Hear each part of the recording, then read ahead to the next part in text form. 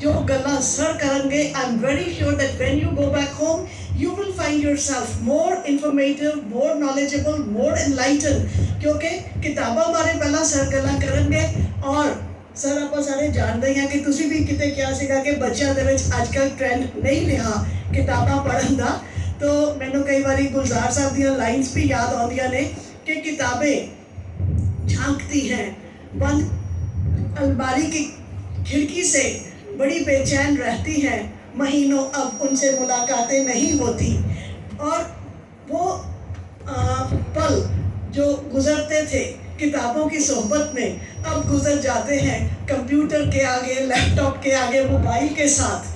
और अखीर दे विच right point यही कहता है कि बड़ी बेचैन रहती हैं किताबें और वो सारा इल्म तो अब भी मिल जाएगा, लेकिन वो रिश्ते जो बनते थे किताबें मांगने, किताबें गिरने, किताबें उठाने, बिकॉज मेरे टाइम के लोग जड़े ने उन्होंने मूवीज़ के वो सीन ज़रूर याद होंगे। सो वो रिश्ते जो बनते थे किताबें मांगने, किताबें उठाने, किताबें गिरने में, शायद वो अब नहीं होंगे, शायद वो अब नहीं होंगे। तो सर इन्होंने पहला किताबां भी लिखियां and then like it is said कि change is the law of nature and if you want to bring change, change yourself. तो इन्होंने लग्या कि अज की पीढ़ी जी है या असी सारे भी we also belong to the modern times, असी सारे कहने कि साढ़े कोल टाइम नहीं हैगा। तो इन्होंने एज अ पॉडकास्टर कि असी कुछ भी करते हुए पर असी सर दियां गल्लां जड़ियां हैगियां ने उन्होंने सुन सकते हैं। सो thank you very much, sir, for coming here. And now I won't be a barrier between you and the audience. And please come and hear your words. Thank you.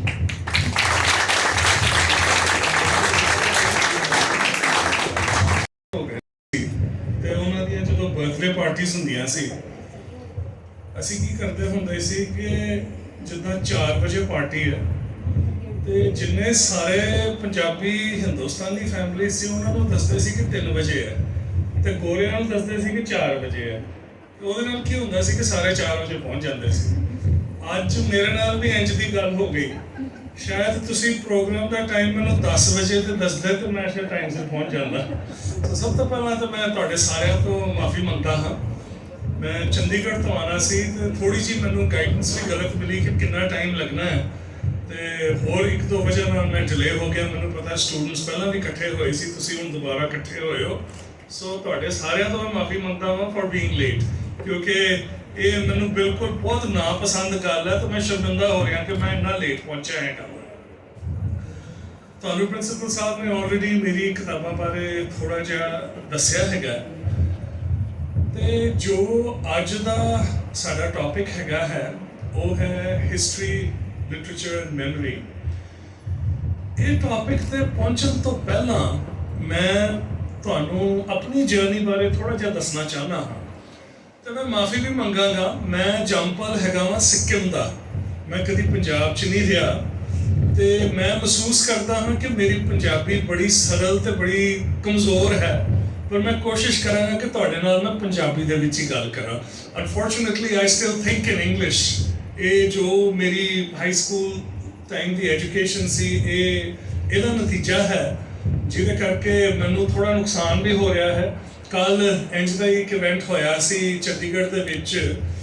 ਕੇਵਲ ਧਾਲੀਵਾਲ ਜੀ ਜਿਹੜੇ ਕਿ ਪੰਜਾਬ ਦੇ ਥੀਏਟਰ ਦੀ ਬੜੀ ਵੱਡੀ ਪਰਸਨੈਲਿਟੀ ਹਨ, ਉਹਨਾਂ ਨੇ ਅਰੇਂਜ ਕੀਤਾ ਸੀ ਤੇ ਡਾਕਟਰ ਸੁਰਜੀਤ ਪਾਤਰ ਜਿਨ੍ਹਾਂ ਦੀ ਅਸੀਂ ਸਾਰੇ ਬੜੀ ਕਦਰ ਕਰਦੇ ਹਾਂ ਉਹ ਪ੍ਰੈਜ਼ਾਈਡ ਕਰ ਰਹੇ ਸਨ। ਤੇ ਗੱਲ ਇਹ ਹੋਈ ਕਿ ਜਿਹੜੀ ਮੇਰੀ ਨਵੀਂ ਕਿਤਾਬ ਆਈ ਹੈ ਸੂਫੀਜ਼ ਨਾਈਟਿੰਗੇਲ ਸ਼ਾਹ ਹੁਸੈਨ ਬਾਰੇ, ਇਹ ਪੰਜਾਬੀ ਦੇ ਵਿੱਚ ਵੀ ਇਹਦਾ ਤਰਜਮਾ ਜ਼ਰੂਰ ਹੋਣਾ ਚਾਹੀਦਾ ਹੈ। ਤੇ ਮੈਂ ਫਿਰ ਅਰਜ਼ ਕੀਤਾ ਕਿ ਇਹ ਕਿਉਂਕਿ ਬੜੀ ਇੱਕ ਪਰਸਨਲ ਕਿਤਾਬ ਹੈ ਮੇਰੇ ਵਾਸਤੇ, ਜਿਹਦੇ 'ਚ ਮੇਰੇ ਬਹੁਤ ਸਾਰੇ ਜਜ਼ਬਾਤ ਕਿਤਾਬ ਦੇ ਵਿੱਚ ਹਨ ਤੇ ਮੈਂ ਚਾਹੁੰਦਾ ਹਾਂ ਕਿ ਇਹਦਾ ਤਰਜਮਾ ਮੈਂ ਖੁਦ ਕਰਾਂ, ਪਰ ਹਿੰਮਤ ਨਹੀਂ ਹੁੰਦੀ ਕਿਉਂਕਿ ਜਦੋਂ ਮੈਂ ਇਸ ਮੁਲਕ ਤੋਂ ਗਿਆ ਸੀ ਮੈਨੂੰ ਗੁਰਮੁਖੀ ਪੜ੍ਹਨੀ ਵੀ ਨਹੀਂ ਸੀ ਆਉਂਦੀ।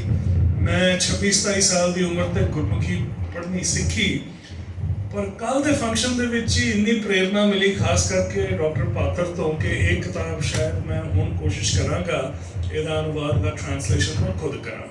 ਸੋ ਪਹਿਲਾਂ ਮੈਂ ਤੁਹਾਨੂੰ ਆਪਣੀ ਜਰਨੀ ਬਾਰੇ ਥੋੜਾ ਜਿਹਾ ਦੱਸਣਾ ਚਾਹੁੰਦਾ ਹਾਂ। 24 ਕੁ ਸਾਲ ਮੇਰੀ ਉਮਰ ਸੀ ਜਦੋਂ ਮੈਂ ਇੰਡੀਆ ਤੋਂ ਗਿਆ ਬਾਹਰ ਪੜ੍ਹਨ ਵਾਸਤੇ ਤੇ ਜਿਸ ਤਰ੍ਹਾਂ ਮੈਨੂੰ ਦੱਸਿਆ ਹੈ, ਤੁਹਾਨੂੰ ਮੈਂ ਦੱਸਿਆ ਹੈ, ਮੇਰੇ ਪਹਿਲੇ ਸਾਲ ਸਿੱਕਿਮ ਦੇ ਵਿੱਚ ਬੀਤੇ, ਜਿੱਥੇ 2 ਸਿੱਖ ਫੈਮਿਲੀ ਸਨ। ਸੋ ਪੂਰੇ ਸਾਡੇ ਸਕੂਲ ਦੇ ਵਿੱਚ ਅਸੀਂ 2-3 ਸਿੱਖ ਬੱਚੇ ਸੀ ਸਿਰਫ, ਤੇ ਪੰਜਾਬੀ ਬੋਲੀ ਨਾਲ, ਪੰਜਾਬੀਅਤ ਦੇ ਨਾਲ ਮੇਰਾ ਬਿਲਕੁਲ ਕੋਈ ਸੰਬੰਧ ਨਹੀਂ ਸੀ ਹੈਗਾ। ਕੇਸ ਮੈਂ ਰੱਖੇ ਹੋਏ ਸਨ, ਪਰ ਉਹ ਵੀ ਸਿਰਫ ਇਸ ਕਰਕੇ ਹੀ ਰੱਖੇ ਸਨ ਕਿਉਂਕਿ ਸਾਡੀ ਫੈਮਿਲੀ ਬੜੀ ਕੰਜ਼ਰਵੇਟਿਵ ਸੀ। ਕੁਝ ਇੱਕ ਇਨਸੀਡੈਂਟ ਐਸਾ ਵੀ ਹੋਇਆ ਸੀ ਜਿਹਦੇ ਨਾਲ ਫੈਮਿਲੀ 'ਚ ਟਰਾਮਾ ਬਹੁਤ ਸੀ, ਤੇ ਮਹਿਸੂਸ ਹੁੰਦਾ ਸੀ ਕਿ ਜੇ ਮੈਂ ਆਪਣੀ ਇਹ ਸਿੱਖ ਆਈਡੈਂਟੀਟੀ ਛੱਡ ਦਿੱਤੀ ਤੇ ਮੇਰੇ ਮਾਤਾ ਪਿਤਾ ਨੂੰ, ਮੇਰੇ ਦਾਦਾ ਜੀ ਨੂੰ ਬਹੁਤ ਤਕਲੀਫ ਹੋਏਗੀ। ਬਸ ਇੰਨਾ ਕੋਈ ਕਨੈਕਸ਼ਨ ਸੀ ਮੇਰਾ ਆਪਣੀ ਬੈਕਗ੍ਰਾਉਂਡ ਦੇ ਨਾਲ।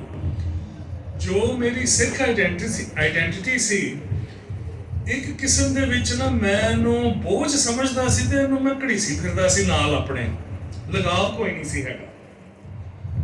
ਸੋ ਇਹ ਆਮ ਹੀ ਗੱਲ ਹੈ, ਇਹ ਸਿਰਫ ਮੇਰੇ ਨਾਲ ਨਹੀਂ ਹੋਇਆ।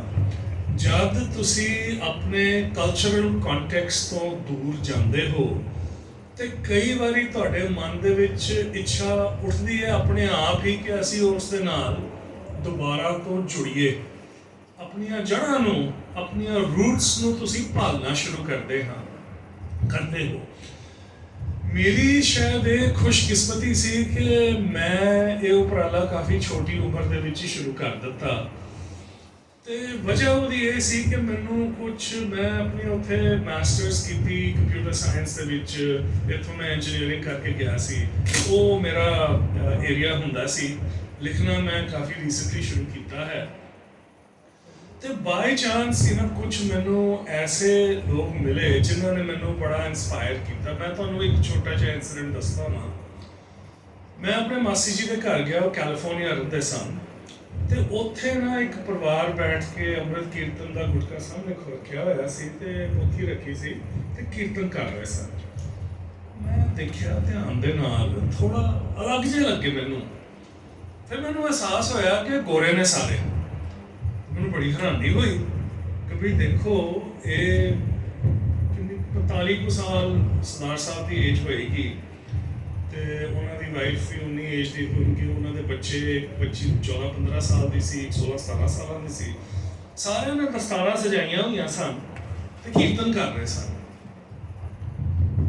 ਮੈਨੂੰ ਬੜੀ ਇਹ ਅਜੀਬ ਗੱਲ ਵੀ ਲੱਗੀ, ਦਿਲਚਸਪ ਵੀ ਲੱਗੀ, ਥੋੜੀ ਸ਼ਰਮ ਵੀ ਆਈ ਕਿ ਦੇਖੋ, ਮੈਂ ਤੇ ਆਪਣੀ ਆਈਡੈਂਟੀਟੀ ਨੂੰ ਇੱਕ ਬੋਝ ਬਣਾ ਕੇ ਤੁਰੀ ਫਿਰਦਾ ਹਾਂ, ਤੇ ਇਹਨਾਂ ਨੂੰ ਦੇਖੋ, ਇਹ ਕਿਹੜੇ ਕਲਚਰ ਤੋਂ ਆਏ ਨੇ, ਕਿਹੜੀ ਬੋਲੀ ਤੋਂ, ਕਿਹੜੀ ਇਹਨਾਂ ਦੀ ਬੋਲੀ ਹੈ, ਤੇ ਕਿਸ ਤਰ੍ਹਾਂ ਇਹਨਾਂ ਨੇ ਇਸ ਚੀਜ਼ ਨੂੰ ਅਪਣਾਇਆ ਹੈ ਤੇ ਕਿੰਨਾ ਇਹ ਆਨੰਦ ਮਾਣ ਰਹੇ ਹਨ। ਮੈਂ ਗੱਲਬਾਤ ਕੀਤੀ ਉਹਨਾਂ ਦੇ ਨਾਲ। ਉਹ ਹੋਇਆ ਇਹ ਪਤਾ ਲੱਗਾ ਕਿ ਵਿਕਰਮ ਸਿੰਘ ਖਾਲਸਾ ਸਰਦਾਰ ਸਾਹਿਬ ਦਾ ਨਾਮ ਸੀ, ਤੇ ਉਹ ਪਹਿਲੇ ਸਿੱਖ ਹਨ ਇੰਡੀਆ ਤੋਂ ਬਾਹਰ ਜੰਮੇ ਜਿਨ੍ਹਾਂ ਨੇ ਆ ਕੇ ਸ੍ਰੀ ਹਰਿਮੰਦਰ ਸਾਹਿਬ ਦੇ ਵਿੱਚ ਆਸਾ ਦੀ ਵਾਰ ਦਾ ਕੀਰਤਨ ਕੀਤਾ ਹੋਵੇ ਬੜੇ ਸਾਲ ਪਹਿਲਾਂ।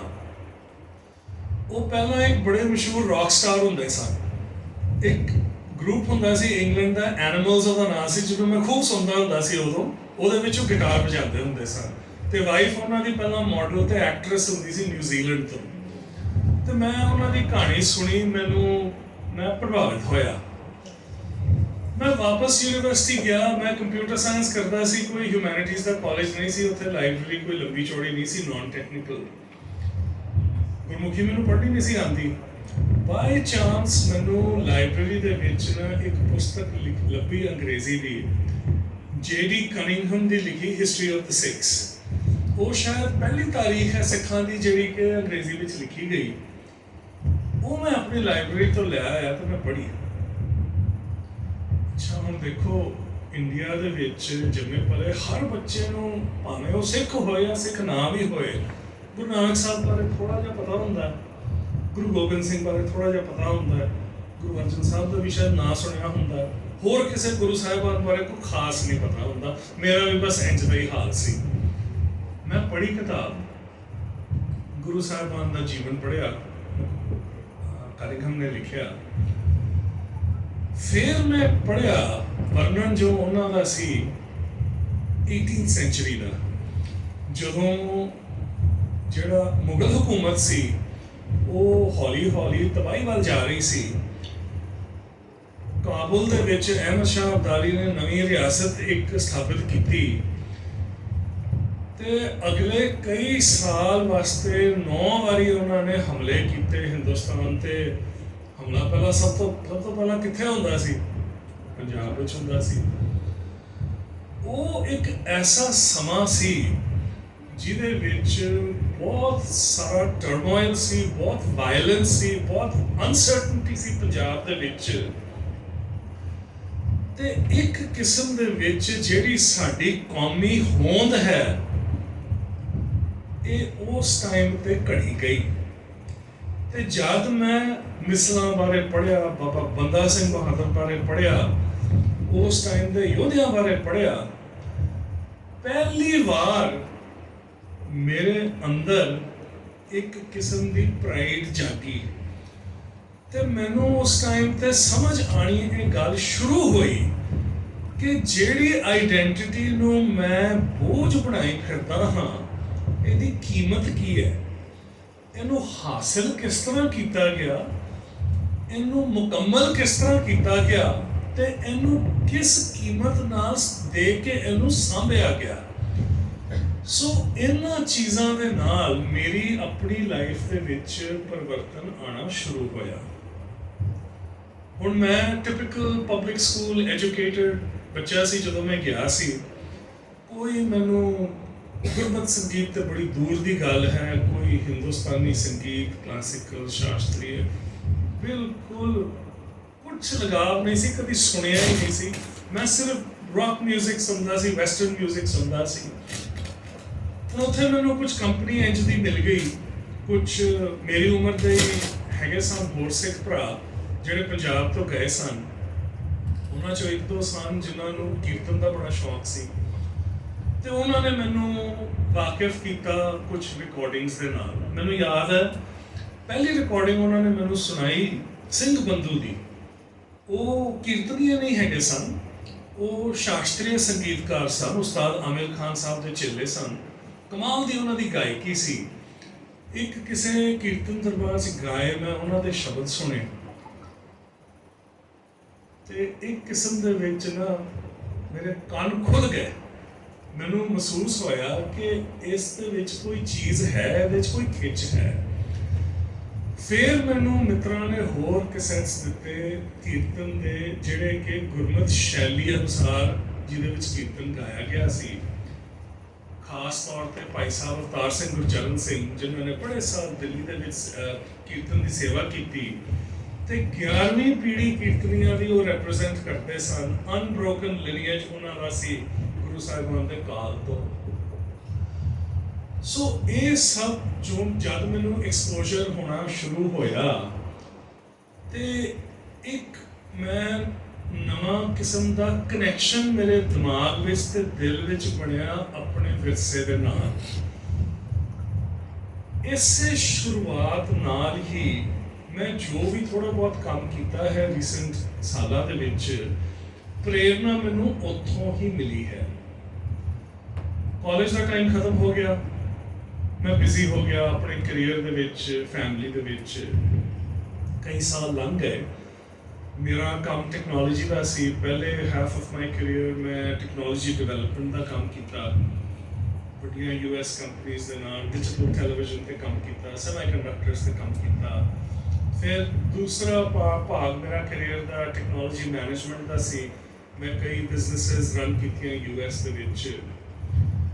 ਨਾਲ ਸ਼ੌਕ ਮੇਰਾ ਗੁਰਮਤਿ ਸੰਗੀਤ ਦਾ ਤੇ ਸ਼ਾਸਤਰੀ ਸੰਗੀਤ ਦਾ ਚੱਲਦਾ ਰਿਹਾ। ਇੱਕ ਨਾਨ ਪ੍ਰੋਫਿਟ NGO ਵੀ ਸਥਾਪਿਤ ਕੀਤਾ ਤਕਰੀਬਨ 20 ਸਾਲ ਪਹਿਲਾਂ, ਗੁਰੂ ਘਰ ਦੇ ਕੀਰਤਨ ਦੀ ਸੰਭਾਲ ਤੇ ਸੇਵਾ ਕਰਨ ਵਾਸਤੇ। ਇਹ ਉਪਰਾਲੇ ਨਾਲ ਚੱਲ ਰਹੇ ਸਨ। ਕੁਝ ਸਾਲ ਪਹਿਲਾਂ ਜਦੋਂ ਮੈਂ ਅਮਰੀਕਾ ਗਿਆ ਹੀ ਸੀ, ਮੈਂ ਸੰਨ 87 ਦੇ ਵਿੱਚ ਅਮਰੀਕਾ ਗਿਆ ਸੀ। 84 ਦੇ ਵਿੱਚ ਜਦੋਂ ਸ੍ਰੀ ਹਰਿਮੰਦਰ ਸਾਹਿਬ ਤੇ ਹਮਲਾ ਹੋਇਆ ਜੂਨ ਦੇ ਵਿੱਚ, ਤੇ ਜਦੋਂ ਅਕਤੂਬਰ ਨਵੰਬਰ ਦੇ ਵਿੱਚ ਮਿਸਿਸ ਗਾਂਧੀ ਨੂੰ ਉਹਨਾਂ ਦੇ ਸਿੱਖ ਬਾਡੀਗਾਰਡਸ ਨੇ ਜਦੋਂ ਕਤਲ ਕੀਤਾ, ਅਸੈਸੀਨੇਟ ਕੀਤਾ, ਉਸ ਤੋਂ ਬਾਅਦ ਜੋ ਸਿੱਖਾਂ ਦਾ ਕਤਲੇਆਮ ਹੋਇਆ ਦਿੱਲੀ ਵਿੱਚ, ਇਹਨਾਂ ਚੀਜ਼ਾਂ ਨਾਲ ਮੈਂ ਥੋੜਾ ਬਹੁਤ ਵਾਕਿਫ ਹੈਗਾ ਸੀ, ਕਿਉਂਕਿ ਅਖਬਾਰ ਦੇ ਵਿੱਚ ਥੋੜੇ ਸਮਾਚਾਰ ਆਉਂਦੇ ਸਨ। ਹੁਣ ਤੁਸੀਂ ਸਾਰੇ, ਤੁਹਾਡੀ ਉਮਰ ਘੱਟ ਹੈ, ਅੱਜ ਤੁਹਾਡੀ ਉਂਗਲੀਆਂ ਤੇ ਤੁਹਾਡੇ ਫੋਨਾਂ ਤੇ ਦੁਨੀਆ ਦੀ ਹਰ ਕਿਸਮ ਦੀ ਇਨਫੋਰਮੇਸ਼ਨ ਤੁਹਾਨੂੰ ਉਸੇ ਵੇਲੇ ਮਿਲਦੀ ਹੈ। ਉਹ ਸਮਾਂ ਕੁਝ ਹੋਰ ਸੀ। ਉਦੋਂ ਆਲ ਇੰਡੀਆ ਰੇਡੀਓ ਸੀ, ਇੱਕ ਦੂਰਦਰਸ਼ਨ ਦੀ ਚੈਨਲ ਸੀ ਤੇ ਅਖਬਾਰ ਸਨ। ਅਖਬਾਰਾਂ ਦੇ ਵਿੱਚ ਉਸ ਟਾਈਮ ਤੇ ਜੋ ਵੀ ਪਬਲਿਸ਼ ਹੁੰਦਾ ਸੀ, ਜਾਂ ਤੇ ਉਹ ਸੈਂਸਰਡ ਹੁੰਦਾ ਸੀ ਜਾਂ ਉਹ ਸੈਲਫ ਸੈਂਸਰਡ ਹੁੰਦਾ ਸੀ, ਕਿਉਂਕਿ ਬੜੀ ਕੌਨਸ਼ੀਅਸਨੈਸ ਸੀ ਕਿ ਭਈ ਸਾਡਾ ਇੱਕ ਨੈਸ਼ਨਲ ਇੰਟਰਸਟ ਹੈਗਾ ਤੇ ਨੈਸ਼ਨਲ ਇੰਟਰਸਟ ਦੇ ਖਿਲਾਫ ਅਸੀਂ ਕੁਝ ਵੀ ਗੱਲ ਨਹੀਂ ਕਰਨੀ, ਭਾਵੇਂ ਸੱਚਾਈ ਕੁਝ ਵੀ ਹੋਵੇ। ਸੋ ਮੈਂ ਤੁਹਾਨੂੰ ਆਪਣੇ ਮਨ ਦੀ ਅਵਸਥਾ ਦੱਸਦਾ ਵਾਂ। 84 ਦੇ ਟਾਈਮ ਜਦੋਂ ਮੈਂ ਕਾਲਜ ਦੇ ਵਿੱਚ ਹੈਗਾ ਸੀ, ਮੇਰਾ ਫਾਈਨਲ ਈਅਰ ਸੀ, ਪੜ੍ਹਿਆ ਅਖਬਾਰਾਂ ਦੇ ਵਿੱਚ ਇਹ ਸਭ ਕੁਝ ਹੋਇਆ। ਅੰਮ੍ਰਿਤਸਰ ਸ੍ਰੀ ਹਰਿਮੰਦਰ ਸਾਹਿਬ, ਉਹ ਖਾਸ ਅਸਰ ਨਹੀਂ ਹੋਇਆ ਉਹਦਾ ਮੇਰੇ ਤੇ। ਦਿੱਲੀ ਬਾਰੇ ਵੀ ਥੋੜੀ ਬਹੁਤ ਜਾਣਕਾਰੀ ਮਿਲੀ, ਉਹਦਾ ਵੀ ਕੋਈ ਖਾਸ ਅਸਰ ਨਹੀਂ ਹੋਇਆ, ਕਿਉਂਕਿ ਨੈਰੇਟਿਵ ਇੱਕ ਐਸਾ ਸੀ ਕਿ ਦੇਖੋ ਸਿੱਖਾਂ ਨੇ ਪੰਜਾਬ ਦੇ ਵਿੱਚ ਰੌਲਾ ਪਾਇਆ, ਇਸ ਕਰਕੇ ਸਰਕਾਰ ਮਜਬੂਰ ਹੋ ਗਈ ਸ੍ਰੀ ਹਰਿਮੰਦਰ ਸਾਹਿਬ ਤੇ ਹਮਲਾ ਕਰਨ ਨੂੰ। ਚੰਗੀ ਗੱਲ ਤਾਂ ਨਹੀਂ ਸੀ, ਪਰ ਮਜਬੂਰੀ ਸੀ। ਫਿਰ ਸਿੱਖਾਂ ਨੇ ਪ੍ਰਾਈਮ ਮਿਨਿਸਟਰ ਨੂੰ ਮਾਰ ਦਿੱਤਾ। ਗੁੱਸੇ ਦੇ ਵਿੱਚ ਆ ਕੇ ਲੋਕਾਂ ਨੇ ਸਿੱਖਾਂ ਨੂੰ ਅਟੈਕ ਕਰ ਦਿੱਤਾ। ਚੰਗੀ ਗੱਲ ਤਾਂ ਨਹੀਂ ਸੀ, ਪਰ ਜੇ ਸਿੱਖ ਆਪ ਹੀ ਇੰਝ ਤੇ ਕੰਮ ਨਾ ਕਰਦੇ ਤੇ ਉਹਨਾਂ ਦੇ ਨਾਲ ਤਾਂ ਕੁਝ ਹੋਣਾ ਹੀ ਨਹੀਂ ਸੀ। ਆਹ ਨੈਰੇਟਿਵ ਸੀ। ਇਸ ਨੈਰੇਟਿਵ ਤੇ ਮੈਂ ਪੂਰਾ ਵਿਸ਼ਵਾਸ ਕਰਦਾ ਸੀ। ਤੇ ਕਿਸ ਤਰ੍ਹਾਂ ਨਾ ਕਰਦਾ, ਕਿਉਂਕਿ ਮੇਰੀਆਂ ਵੀ ਤਾਂ ਉਹੀਓ ਸੋਰਸਸ ਸਨ ਨਾ। ਮੈਂ ਗਿਆ ਅਮਰੀਕਾ, ਉੱਥੇ ਕੁਝ ਮਟੀਰੀਅਲਸ ਮਿਲਣੇ ਸ਼ੁਰੂ ਹੋਏ ਜਿਹੜੇ ਕਿ ਇੰਡੀਆ ਦੇ ਵਿੱਚ ਉਪਲਬਧ ਨਹੀਂ ਸਨ ਹੈਗੇ, ਜਾਂ ਬੈਂਡ ਸਨ ਜਾਂ ਸਰਕੂਲੇਸ਼ਨ ਵਿੱਚ ਨਹੀਂ ਸਨ। ਪਹਿਲੀ ਚੀਜ਼ ਜੋ ਮੈਂ ਪੜ੍ਹੀ ਉਹ ਸੀ ਇੱਕ ਛੋਟੀ ਜਿਹੀ ਬੁਕਲੈਟ ਜਿਸ ਦਾ ਸਿਰਲੇਖ ਸੀ who are the guilty. The black book ਵੀ ਕਹਿੰਦੇ ਨੇ ਇਹਨੂੰ, ਇਹਦਾ ਕਾਲਾ ਕਵਰ ਸੀ। ਤੇ ਮੈਂ ਬੁਕਲੈਟ ਪੜ੍ਹੀ, ਪੜ੍ਹ ਕੇ ਮੈਨੂੰ ਬੜੀ ਹੈਰਾਨੀ ਹੋਈ, ਕਿਉਂਕਿ ਮੈਨੂੰ ਤਾਂ ਇਹ ਪਤਾ ਸੀ ਕਿ ਦਿੱਲੀ ਦੇ ਵਿੱਚ ਦੰਗਾ ਹੋਇਆ ਤੇ ਲੋਕਾਂ ਨੇ ਸਪੌਂਟੇਨੀਅਸਲੀ ਕ੍ਰੋਧ ਵਿੱਚ ਆ ਕੇ ਸਿੱਖਾਂ ਤੇ ਹਮਲੇ ਕੀਤੇ। ਇਹ ਬੁਕਲੈਟ ਅਸਲੀਅਤ ਕੋਈ ਹੋਰ ਬਿਆਨ ਕਰ ਰਹੀ ਸੀ। ਅੱਜ ਸਾਨੂੰ ਅਸਲੀਅਤ ਦਾ ਪਤਾ ਹੈ, ਉਦੋਂ ਨਹੀਂ ਸੀ ਪਤਾ ਸਾਨੂੰ। ਇਸ ਬੁਕਲੈਟ 'ਚ ਲਿਖਿਆ ਸੀ ਬੜੀ ਸਪਸ਼ਟੀ ਨਾਲ। ਬੁਕਲੈਟ ਤਿਆਰ ਕਰਨ ਵਾਲੀ ਟੀਮ ਨੇ ਜਾ ਕੇ ਦਿੱਲੀ ਦੇ ਮੁਹੱਲੇ ਵਿੱਚ ਇੰਟਰਵਿਊ ਲਿੱਤੇ, ਆਈ ਵਿਟਨੈਸ ਅਕਾਊਂਟਸ ਉਹਨਾਂ ਨੇ ਲਏ ਤੇ ਉਹਨਾਂ ਨੇ ਬੁਕਲੈਟ 'ਚ ਦਰਜ ਕੀਤਾ ਕਿ ਕਿਹੜੇ ਮੁਹੱਲੇ ਦੇ ਵਿੱਚ ਕੀ ਹੋਇਆ, ਕਿੰਨੇ ਕਰਾਇਆ, ਕਿਹੜੇ ਲੀਡਰ ਉੱਥੇ ਦਿਸੇ। ਉਹਨਾਂ ਨੇ ਕਾਂਗਰਸ ਪਾਰਟੀ ਦੇ city councillors, MLAs, MPs, minister ਤੱਕ ਦਾ ਨਾਂ ਲਿਆ ਬੁਕਲੈਟ ਵਿੱਚ। ਮੈਂ ਪੜ੍ਹਿਆ, ਮੈਂ ਬੜਾ ਹੈਰਾਨ ਹੋਇਆ। ਮੇਰੇ ਦਿਮਾਗ 'ਚ ਇੱਕ ਸ਼ੱਕ ਜਿਹਾ ਪੈਦਾ ਹੋਇਆ। ਮੈਨੂੰ ਲੱਗਾ ਕਿ ਕੀ ਪਤਾ ਜਿਹੜੇ ਇਹ ਸੋ ਕਾਲਡ ਸਿੱਖ ਹਾਰਡਲਾਈਨਰਸ ਬੜੇ ਮੈਂ ਪੜ੍ਹ ਰਿਹਾ ਹਾਂ ਅਖਬਾਰਾਂ ਦੇ ਵਿੱਚ ਇੰਨੇ ਸਾਲਾਂ ਦਾ, ਇਹ ਸ਼ਾਇਦ ਉਹਨਾਂ ਦਾ ਪ੍ਰੋਪੇਗੈਂਡਾ ਹੋਣਾ। ਮੇਰੇ ਦਿਮਾਗ 'ਚ ਗੱਲ ਆਈ। ਫਿਰ ਮੈਨੂੰ ਇੱਕ ਹੋਰ ਆਰਟੀਕਲ ਮਿਲਿਆ, ਉਹਦੇ ਲੇਖਕ ਸਨ ਮਧੂ ਕਿਸ਼ਵਰ, ਜਿਹੜੇ ਕਿ ਇੱਕ ਵਿਮਨਸ ਮੈਗਜ਼ੀਨ ਕਹਿਣ ਨੂੰ ਕਹਿੰਦੇ ਸਨ, ਪਰ ਐਕਚੁਅਲੀ ਪ੍ਰੋਗਰੈਸਿਵ ਮੈਗਜ਼ੀਨ ਸੀ ਮਾਨੁਸ਼ੀ। ਬੜੇ ਸਾਲ ਉਹਨਾਂ ਨੇ ਚਲਾਇਆ ਤੇ ਐਡਿਟ ਕੀਤਾ। ਜਦ ਇੱਕ ਪਾਸੇ ਸਾਰੀ ਪ੍ਰੈਸ ਚੁੱਪ ਕਰਕੇ ਬੈਠੀ ਸੀ ਤੇ ਸਾਰੀ ਨਿਊਜ਼ ਨੂੰ ਵਾਈਟ ਵਾਸ਼ ਕਰ ਰਹੀ ਸੀ ਹਿੰਦੁਸਤਾਨ ਦੇ ਵਿੱਚ, ਮਧੂ ਕਿਸ਼ਵਰ ਉਹਨਾਂ ਵਿਰਲੇ ਜਰਨਲਿਸਟ ਚੋਂ ਸੀ ਜਿਨ੍ਹਾਂ ਨੇ ਆਪਣੇ ਲੇਖ ਦੇ ਵਿੱਚ ਪੂਰੀ ਸਪਸ਼ਟੀ ਨਾਲ ਲਿਖਿਆ ਕਿ ਦਿੱਲੀ 'ਚ ਕੀ ਹੋਇਆ।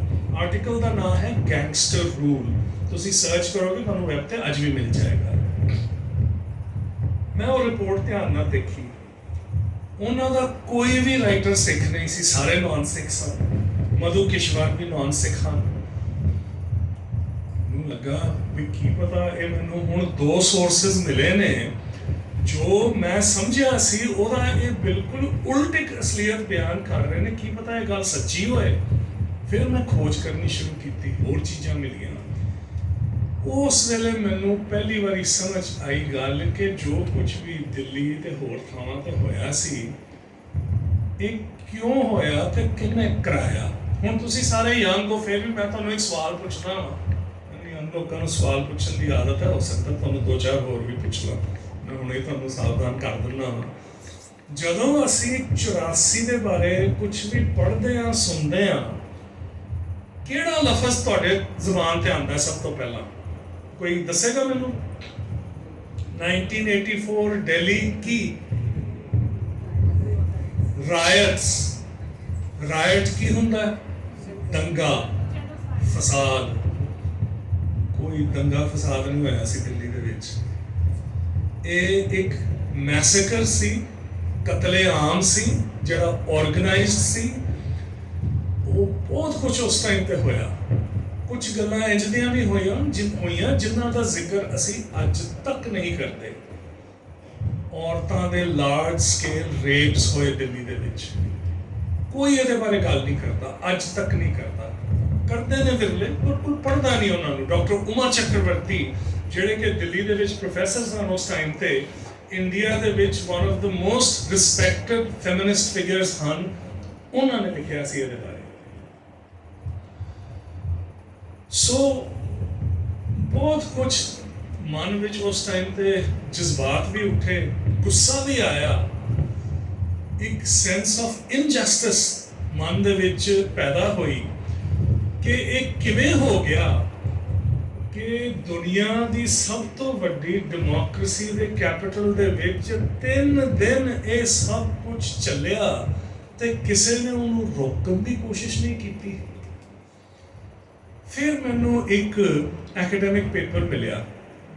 ਡਾਕਟਰ ਵੀਨਾ ਦਾਸ ਜਿਹੜੇ ਕਿ ਦਿੱਲੀ ਦੇ ਵਿੱਚ ਐਂਥਰੋਪੋਲੋਜਿਸਟ ਹੁੰਦੇ ਸਨ, ਉਹਨਾਂ ਨੇ ਇਹ ਪੇਪਰ ਲਿਖਿਆ ਸੀ। ਜਦੋਂ ਦਿੱਲੀ ਦਾ ਕਤਲੇਆਮ ਹੋਇਆ, ਕਈ ਮੁਹੱਲੇ ਸਨ ਜਿਹਦੇ ਵਿੱਚ ਸਿੱਖ ਫੈਮਲੀਜ਼ ਦੇ ਸਾਰੇ ਮੇਲ ਮੈਂਬਰ ਕਤਲ ਕਰ ਦਿੱਤੇ ਗਏ। ਬੀਬੀਆਂ ਬੱਚੀਆਂ, ਬੱਚੇ।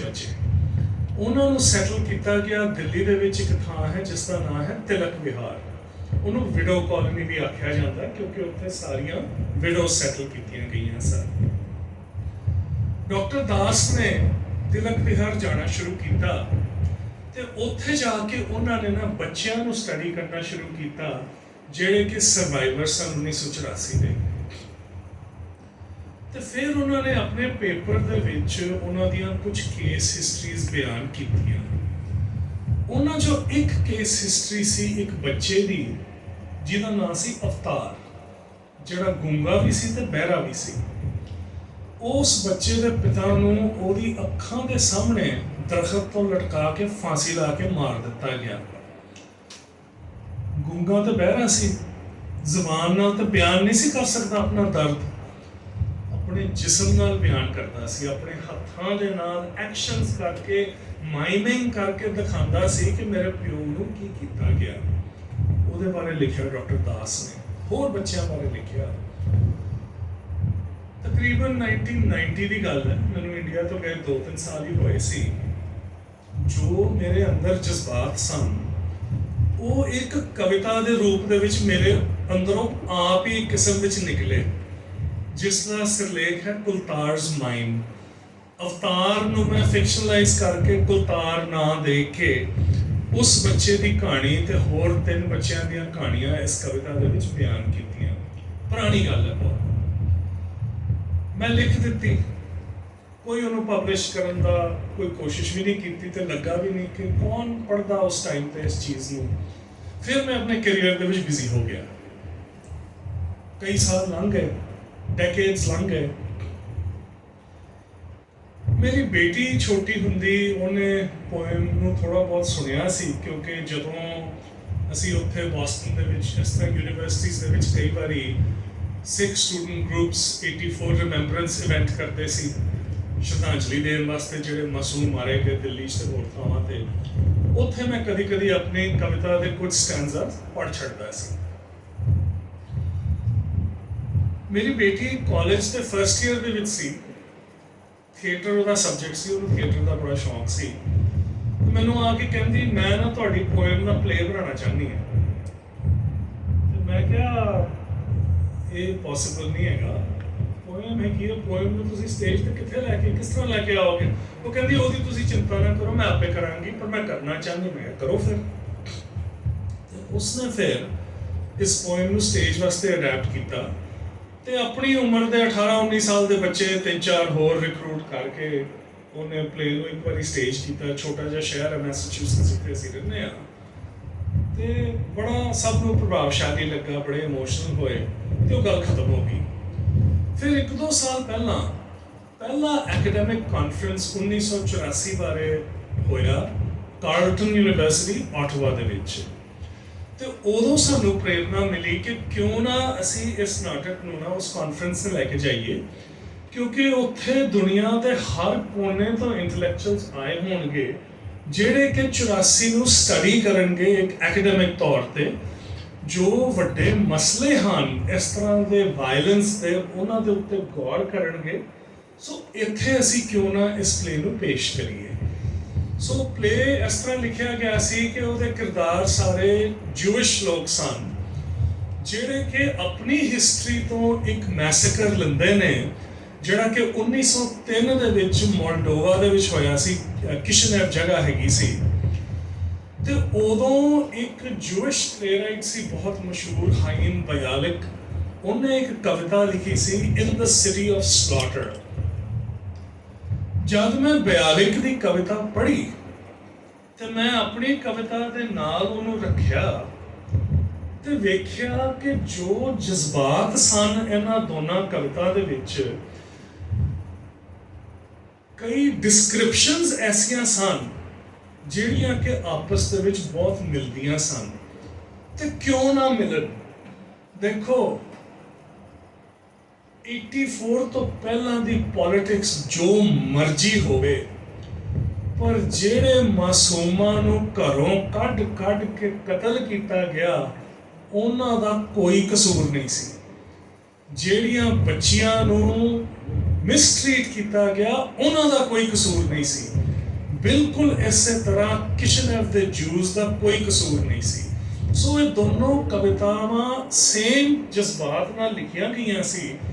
ਅਸੀਂ ਫਿਰ ਕੀ ਕੀਤਾ ਕਿ ਬਿਆਲਿਕ ਦੀ ਕਵਿਤਾ ਨੂੰ ਬੁੱਕ ਐਂਡ ਬਣਾ ਕੇ ਇੱਕ ਕਿਸਮ ਦੇ ਵਿੱਚ ਗੁਲਤਾਰਸ ਮਾਈਮ ਦਾ ਟੈਕਸਟ ਯੂਜ਼ ਕਰਕੇ ਜੂਇਸ਼ ਕਿਰਦਾਰਾਂ ਨੇ ਫਿਰ ਉਹ ਕਹਾਣੀ ਦੁਹਰਾਈ ਕਿ ਅਸੀਂ ਆਪਣੇ ਪੂਰਵਜਾਂ ਨੂੰ ਸ਼ਰਧਾਂਜਲੀ ਦੇਣ ਵਾਸਤੇ ਕਿਸੇ ਹੋਰ ਮੈਸੇਕਰ ਦੀ ਗੱਲ ਕਰਨਾ ਚਾਹੁੰਦੇ ਹਾਂ ਜਿੱਥੇ ਇਨੋਸੈਂਟ ਲੋਕਾਂ ਨੂੰ ਟਾਰਗੇਟ ਕੀਤਾ ਗਿਆ ਹੈ। ਅਸੀਂ ਲੈ ਕੇ ਗਏ ਇਸ ਪਲੇ ਨੂੰ ਕਾਨਫਰੰਸ ਤੇ। ਆਟਵਾ ਇੱਕ ਪਰਫਾਰਮੈਂਸ ਹੋਇਆ, ਟੋਰਾਂਟੋ ਹੋਇਆ, ਬੋਸਟਨ 'ਚ ਅਸੀਂ ਹਾਰਵਰਡ ਯੂਨੀਵਰਸਿਟੀ ਕੀਤਾ। ਤੁਸੀਂ ਸਕਾਲਰਸ ਬੈਠੇ, ਤੁਸੀਂ ਡਾਇਨਾ ਐਕ ਦਾ ਨਾਮ ਜ਼ਰੂਰ ਸੁਣਿਆ ਹੋਏਗਾ। ਡਾਕਟਰ ਡਾਇਨਾ ਐਕ ਉੱਥੇ ਆਏ, ਉਹਨਾਂ ਨੇ ਆਪਣੀ ਆਬਜ਼ਰਵੇਸ਼ਨਸ ਦਿੱਤੀਆਂ, 4-5 ਪਰਫਾਰਮੈਂਸਿਸ ਕੀਤੇ, ਗੱਲ ਖਤਮ ਹੋ ਗਈ। ਫਿਰ ਮੇਰੇ ਇੱਕ ਬਜ਼ੁਰਗ ਹੈਗੇ ਨੇ ਬੋਸਟਨ ਦੇ ਵਿੱਚ, ਜਸਪਾਲ ਸਿੰਘ ਜੀ ਉਹਨਾਂ ਦਾ ਨਾਮ ਹੈ, ਪੁਰਾਣੇ ਲੈਫਟਿਸਟ ਨੇ ਉਹ। ਤੇ ਮੈਨੂੰ ਇੱਕ ਦਿਨ ਬੈਠੇ ਕਹਿੰਦੇ ਕਿ ਸਰਪ੍ਰੀਤ ਸਿੰਘ ਨੇ ਬੜਾ ਵਧੀਆ ਕੰਮ ਕੀਤਾ ਕਿ ਪਲੇ ਇੱਥੇ ਕੀਤਾ, ਪਰ ਇਹਦਾ ਇੰਪੈਕਟ ਕੀ ਹੈ? ਤੁਸੀਂ ਯੂਨੀਵਰਸਿਟੀ ਤੇ ਦਿਖਾਤਾ, 300-400 ਬੰਦਿਆਂ ਨੇ ਦੇਖ ਲਿਆ। ਜੇ ਤੁਸੀਂ ਕੁਝ ਕਰਨਾ ਚਾਹੁੰਦੇ ਹੋ ਨਾ ਤੇ ਇਹਨੂੰ ਤੁਸੀਂ ਇੰਡੀਆ ਲੈ ਕੇ ਜਾਓ।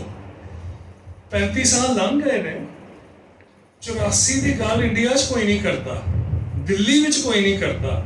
ਜੇ ਕੁਝ ਕਰਨਾ ਹੈ ਨਾ ਤੇ ਤੁਸੀਂ ਇਹਨੂੰ ਇੰਡੀਆ ਲੈ ਕੇ ਜਾਓ। ਤੁਸੀਂ ਸਾਰੇ ਰਿਸ਼ਤੇਦਾਰ ਮੈਨੂੰ ਕਹਿਣ, ਮੇਰੇ ਫੈਮਿਲੀ ਵਾਲੇ ਕਹਿਣ, ਤੁਹਾਡੀ ਮੱਤ ਮਾਰੀ ਹੋਈ ਹੈ, ਤੁਸੀਂ ਇੰਝ ਦਾ ਕੰਮ ਕਰੋਗੇ?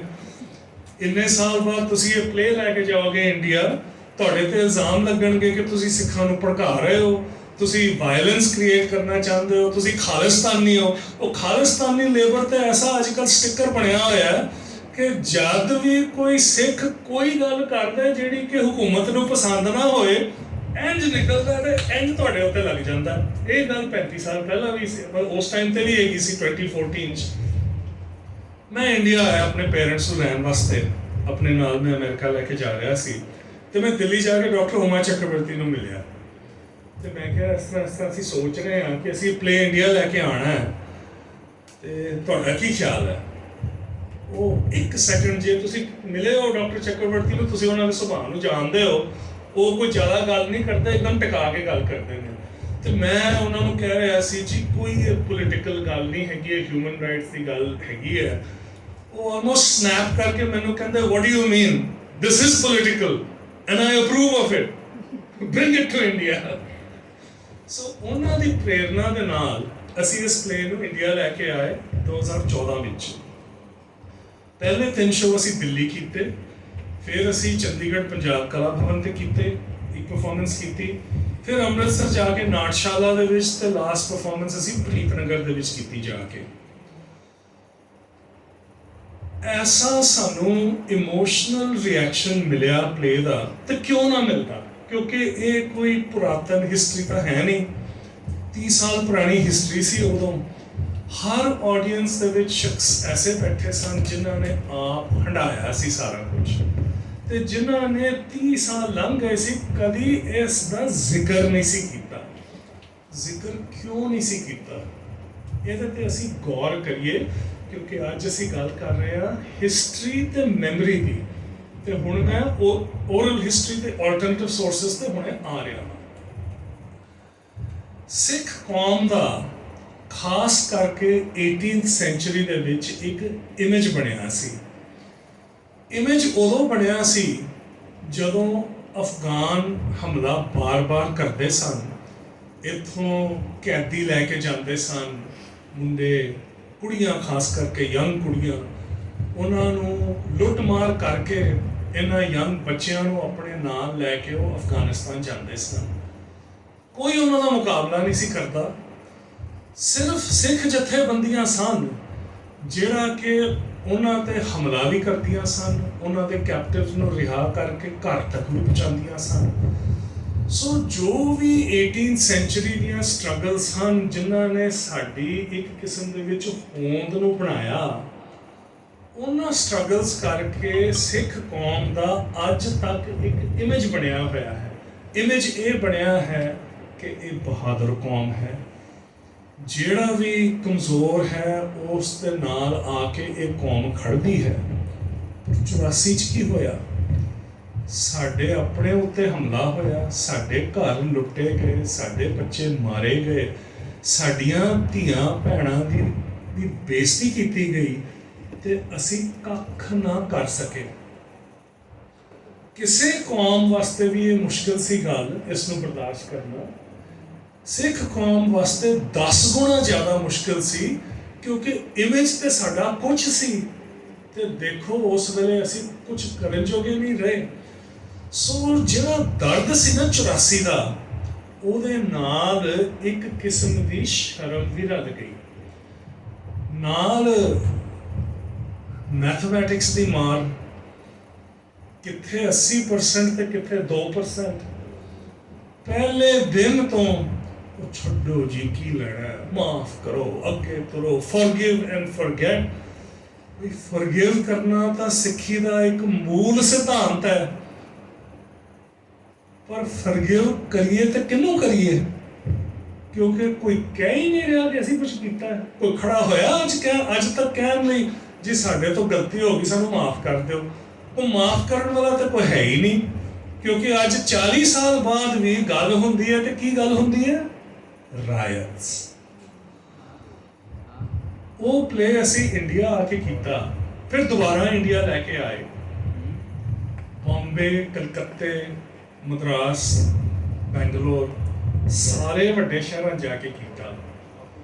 ਬਹੁਤ ਅੱਛਾ ਪ੍ਰੈਸ ਦਾ ਰਿਸਪਾਂਸ ਮਿਲਿਆ, ਤੇ ਉਦੋਂ ਵੱਡੀ ਗੱਲ ਦੇਖੋ ਪੰਜਾਬ ਦੇ ਵਿੱਚ ਤੇ ਇਹ ਇੱਕਦਮ ਸਮਝਣ ਵਾਲੀ ਕੋਈ ਸਮਝਣਾ ਮੁਸ਼ਕਿਲ ਨਹੀਂ ਹੈਗਾ ਕਿ ਆਡੀਅנס ਬੜੀ ਇਮੋਸ਼ਨਲ ਹੋਏਗੀ। ਮੈਂ ਤੁਹਾਨੂੰ ਕਹਿਣਾ ਵਾ, ਭਾਵੇਂ ਆਡੀਅנס ਮਦਰਾਸ ਦੀ ਹੋਵੇ ਜਾਂ ਬੈਂਗਲੋਰ ਦੀ ਹੋਵੇ, ਉਹਨਾਂ ਦੇ ਰਿਐਕਸ਼ਨ ਦੇ ਵਿੱਚ ਰੱਤੀ ਮਾਸਾ ਫਰਕ ਨਹੀਂ ਸੀ ਪੰਜਾਬੀਆਂ ਦੇ ਰਿਐਕਸ਼ਨ ਤੋਂ। ਮਦਰਾਸ ਦਾ ਸ਼ੋਅ ਸਾਡਾ ਥਰਸਡੇ ਨੂੰ ਹੋਇਆ ਸ਼ਹਿਰ ਤੋਂ ਬਾਹਰ। ਮੈਨੂੰ ਉਮੀਦ ਸੀ ਕਿ ਮੇਰੇ ਵਾਕਫ 5-6 ਆ ਜਾਣਗੇ। 350 ਬੰਦਾ, ਪੈਰ ਰੱਖਣ ਦੀ ਜਗ੍ਹਾ ਨਹੀਂ, 4 ਵਿੱਚੋਂ ਸਿੱਖ, ਬਾਕੀ ਸਾਰੇ ਲੋਕਲ ਮਦਰਾਸ ਦੇ ਲੋਕ। ਹੁਣ ਜੀ ਉਹਨਾਂ ਦੇ ਵੀ ਅਥਰੂ ਡਿੱਗੇ ਪਲੇ ਦੇਖਦੇ ਆ। ਜਦੋਂ ਡਿਸਕਸ਼ਨ ਹੋਇਆ ਉਹਨਾਂ ਦਾ ਵੀ ਜਜ਼ਬਾਤ ਬਿਲਕੁਲ ਉਹੀ ਸੀ ਜੋ ਸਿੱਖ ਆਡੀਅנਸਸ ਦਾ ਸੀ। ਇਸ ਤੋਂ ਮੈਨੂੰ ਅਹਿਸਾਸ ਹੋਇਆ ਕਿ ਦੇਖੋ ਸਾਡੇ ਪੋਲੀਟੀਸ਼ੀਅਨ ਜੋ ਮਰਜ਼ੀ ਬਕਵਾਸ ਕਰਦੇ ਆਏ ਨੇ, ਕਰ ਰਹੇ ਨੇ ਤੇ ਕਰਦੇ ਰਹਿਣਗੇ, ਪਰ ਜਿਹੜਾ ਆਮ ਇਨਸਾਨ ਹੈ ਨਾ, ਉਸ ਦੀ ਇਨਸਾਨੀਅਤ ਕਿਤੇ ਨਹੀਂ ਗਈ। ਉਹ ਬਿਲਕੁਲ ਇੰਝ ਹੀ ਕਾਇਮ ਹੈਗੀ ਆ ਜਿਸ ਤਰ੍ਹਾਂ ਪਹਿਲਾਂ ਹੁੰਦੀ ਸੀ। ਸੋ ਇਹ ਇੱਕ ਬੜਾ ਇਨਸਪਾਇਰਿੰਗ ਮੇਰੇ ਵਾਸਤੇ ਮੇਰੀ ਜਰਨੀ ਦਾ ਹਿੱਸਾ ਸੀ। ਪਹਿਲੀ ਵਾਰੀ ਇੰਡੀਆ ਅਸੀਂ ਪਲੇ ਕਰਕੇ ਅਸੀਂ ਇੰਗਲੈਂਡ ਗਏ, ਉੱਥੇ ਕਈ ਥਾਵਾਂ ਤੇ ਕੀਤਾ ਤੇ ਬਰਮਿੰਗਹੈਮ ਦੇ ਸ਼ੋਅ ਤੋਂ ਬਾਅਦ ਇੱਕ ਬੱਚਾ ਮੇਰੇ ਕੋਲ ਆਇਆ, ਉਹਦੀ ਉਮਰ 18-19 ਸਾਲ ਹੋਣੀ ਹੈ ਤੇ ਮੈਨੂੰ ਆ ਕੇ ਕਹਿੰਦਾ, ਅੰਕਲ ਜੀ ਮੈਂ ਤਾਂ ਕਦੀ ਸੋਚ ਨਹੀਂ ਸੀ ਸਕਦਾ ਕਿ ਸਾਡੀ ਗੱਲ ਵੀ ਇਸ ਤਰੀਕੇ ਦੇ ਨਾਲ ਕੀਤੀ ਜਾ ਸਕਦੀ ਹੈ। ਉਹ ਮੂਮੈਂਟ ਸੀ ਜੀ ਜਦੋਂ ਮੇਰੇ ਅੰਦਰੋਂ ਇੱਕ ਕਿਸਮ, ਇਹਨੂੰ ਮੈਂ ਇੱਕ ਪਰਸਨਲ ਐਪੀਫਨੀ ਕਹਾਂਗਾ, ਹੋਰ ਮੈਂ ਉਹਨੂੰ ਕੋਈ ਲਫ਼ਜ਼ ਨਹੀਂ ਯੂਜ਼ ਕਰ ਸਕਦਾ। 92 ਵਾਰੀ ਸੀ ਇਹ ਪਲੇ ਕੀਤਾ 6 ਮੁਲਕਾਂ ਦੇ ਵਿੱਚ ਜਾ ਕੇ। ਇਹਨੂੰ ਇੰਗਲੈਂਡ ਦੀ ਪਾਰਲੀਮੈਂਟ ਦੇ ਅੰਦਰ ਜਾ ਕੇ ਕੀਤਾ, ਸਕਾਟਲੈਂਡ ਦੀ ਪਾਰਲੀਮੈਂਟ ਦੇ ਵਿੱਚ ਕੀਤਾ। ਇੱਕ ਬੜਾ ਮਸ਼ਹੂਰ ਪ੍ਰੋਗਰਾਮ ਹੁੰਦਾ ਹੈ ਹਰ 4 ਸਾਲ ਪਹਿਲਾਂ ਹੁੰਦਾ ਸੀ, ਪਾਰਲੀਮੈਂਟ ਆਫ ਦ ਵਰਲਡ ਰਿਲੀਜਨਸ, ਜਿੱਥੇ ਸਵਾਮੀ ਵਿਵੇਕਾਨੰਦ ਗਏ ਸੀ ਸ਼ਿਕਾਗੋ ਬਹੁਤ ਸਾਲ ਪਹਿਲਾਂ। ਉਸ ਪ੍ਰੋਗਰਾਮ ਦੇ ਵਿੱਚ ਜਾ ਕੇ ਇਹਨੂੰ ਪੇਸ਼ ਕੀਤਾ, ਹਜ਼ਾਰਾਂ ਨੇ ਦੇਖਿਆ। ਤੇ ਬਹੁਤ ਸਭ ਤੋਂ ਵੱਡੀ ਗੱਲ ਇਹਦੇ ਵਿੱਚ ਇਹ ਹੈਗੀ ਸੀ ਕਿ ਇੱਕ ਹਿਸਟਰੀ ਜਿਹੜੀ ਕਿ ਕਿਸੇ ਹਿਸਟਰੀ ਕਿਤਾਬ ਦੇ ਵਿੱਚ ਨਾ ਲਿਖੀ ਹੈ, ਨਾ ਇਹ ਲਿਖੀ ਜਾਣੀ ਹੈ, ਉਸ ਦਾ ਬਿਆਨ ਹੋਇਆ। ਤੇ ਕਿਉਂ ਲਿਖੀ ਜਾਏਗੀ? ਦੇਖੋ 84 ਤੋਂ ਬਾਅਦ ਕਈ ਸਾਲ ਕਾਂਗਰਸ ਸਰਕਾਰ ਨੇ ਰਾਜ ਕੀਤਾ। ਉਹਨਾਂ ਨੇ ਤਾਂ ਗੱਲ ਨਹੀਂ ਸੀ ਨਾ ਕਰਨੀ 84 ਦੀ, ਕਿਉਂਕਿ ਕਤਲੇਆਮ ਉਹਨਾਂ ਨੇ ਆਪ ਕਰਾਇਆ ਸੀ। ਫਿਰ ਆ ਗਈ ਬੀਜੇਪੀ ਵੀ ਕਿਉਂ ਕਰਦੀ ਗੱਲ? ਕਿਉਂਕਿ ਜਿੱਥੇ 84 ਦੀ ਗੱਲ ਹੋਏ, ਅਗਲੀ ਗੱਲ ਭੜਾ ਕਿਹੜੀ ਹੋਏਗੀ? ਫਿਰ ਉਹ 2002 ਗੋਧਰਾ ਦੀ ਗੱਲ ਹੋਏਗੀ। ਉਹ ਕੌਣ ਕਰਨਾ ਚਾਹੁੰਦਾ ਹੈ? ਮੈਂ ਇੱਕ ਗੱਲ ਜ਼ਰੂਰੀ ਕਰਨਾ ਚਾਹੁੰਦਾ ਹਾਂ, ਕਿਉਂਕਿ ਆਡੀਅנס ਦੇ ਵਿੱਚ ਪੰਜਾਬੀ ਤੇ ਸਿੱਖ ਬੱਚੇ ਬਹੁਤ ਸਾਰੇ ਨੇ।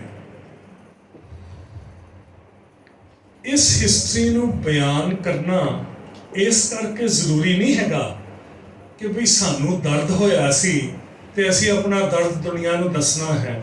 ਹਾਂ, ਉਹ ਇੱਕ ਲੈਵਲ ਤੇ ਉਹ ਵੀ ਅਸਲੀਅਤ ਹੈ, ਪਰ ਸਾਡਾ ਜਿਹੜਾ ਵਿਰਸਾ ਹੈ ਨਾ, ਸਾਡੇ ਜਿਹੜੇ ਸਿਧਾਂਤ ਹਨ, ਉਹ ਸਾਨੂੰ ਇਸ ਤੋਂ ਬੜੀ ਵੱਡੀ ਗੱਲ ਵੱਲ ਲੈ ਕੇ ਜਾਂਦੇ ਨੇ।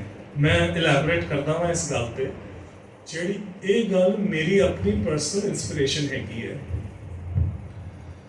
ਦੇਖੋ, ਜਦੋਂ ਤੁਹਾਨੂੰ ਕਿਸੇ ਕਿਸਮ ਦੀ ਤਕਲੀਫ ਹੁੰਦੀ ਹੈ, ਸੱਟ ਲੱਗਦੀ ਹੈ, ਛੋਟੀ ਜੀ ਪੀੜ ਹੁੰਦੀ ਹੈ, ਸਪੌਂਟੇਨੀਅਸਲੀ ਚੀਖ ਨਿਕਲਦੀ ਹੈ ਨਾ, ਇਹ ਤੇ ਸਾਡੀ ਬਣਤਰ ਹੀ ਇੰਝ ਦੀ ਹੈਗੀ ਹੈ।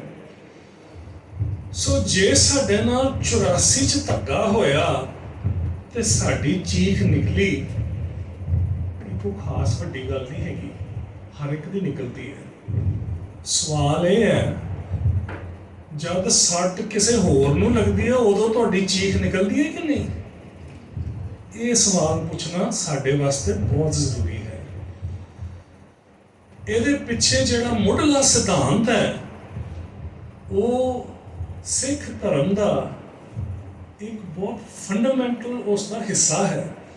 ਸਿੱਖ ਧਰਮ ਦੇ ਵਿੱਚ ਅਸੀਂ ਕੋਈ ਵੀ ਆਈਡੀਆ ਲੈ ਲਈਏ, ਭਾਵੇਂ ਕੋਈ ਵੀ ਕਿਸੇ ਵੀ ਗੁਰੂ ਨੇ ਬਿਆਨ ਕੀਤਾ ਹੋਏ, ਉਹਨੂੰ ਅਸੀਂ ਟਰੇਸ ਕਰ ਸਕਦੇ ਹਾਂ ਗੁਰੂ ਨਾਨਕ ਸਾਹਿਬ ਤੱਕ। ਇਹ ਤੁਸੀਂ ਇਹਦੇ ਬਾਰੇ ਬੈਠ ਕੇ ਸੋਚੋ।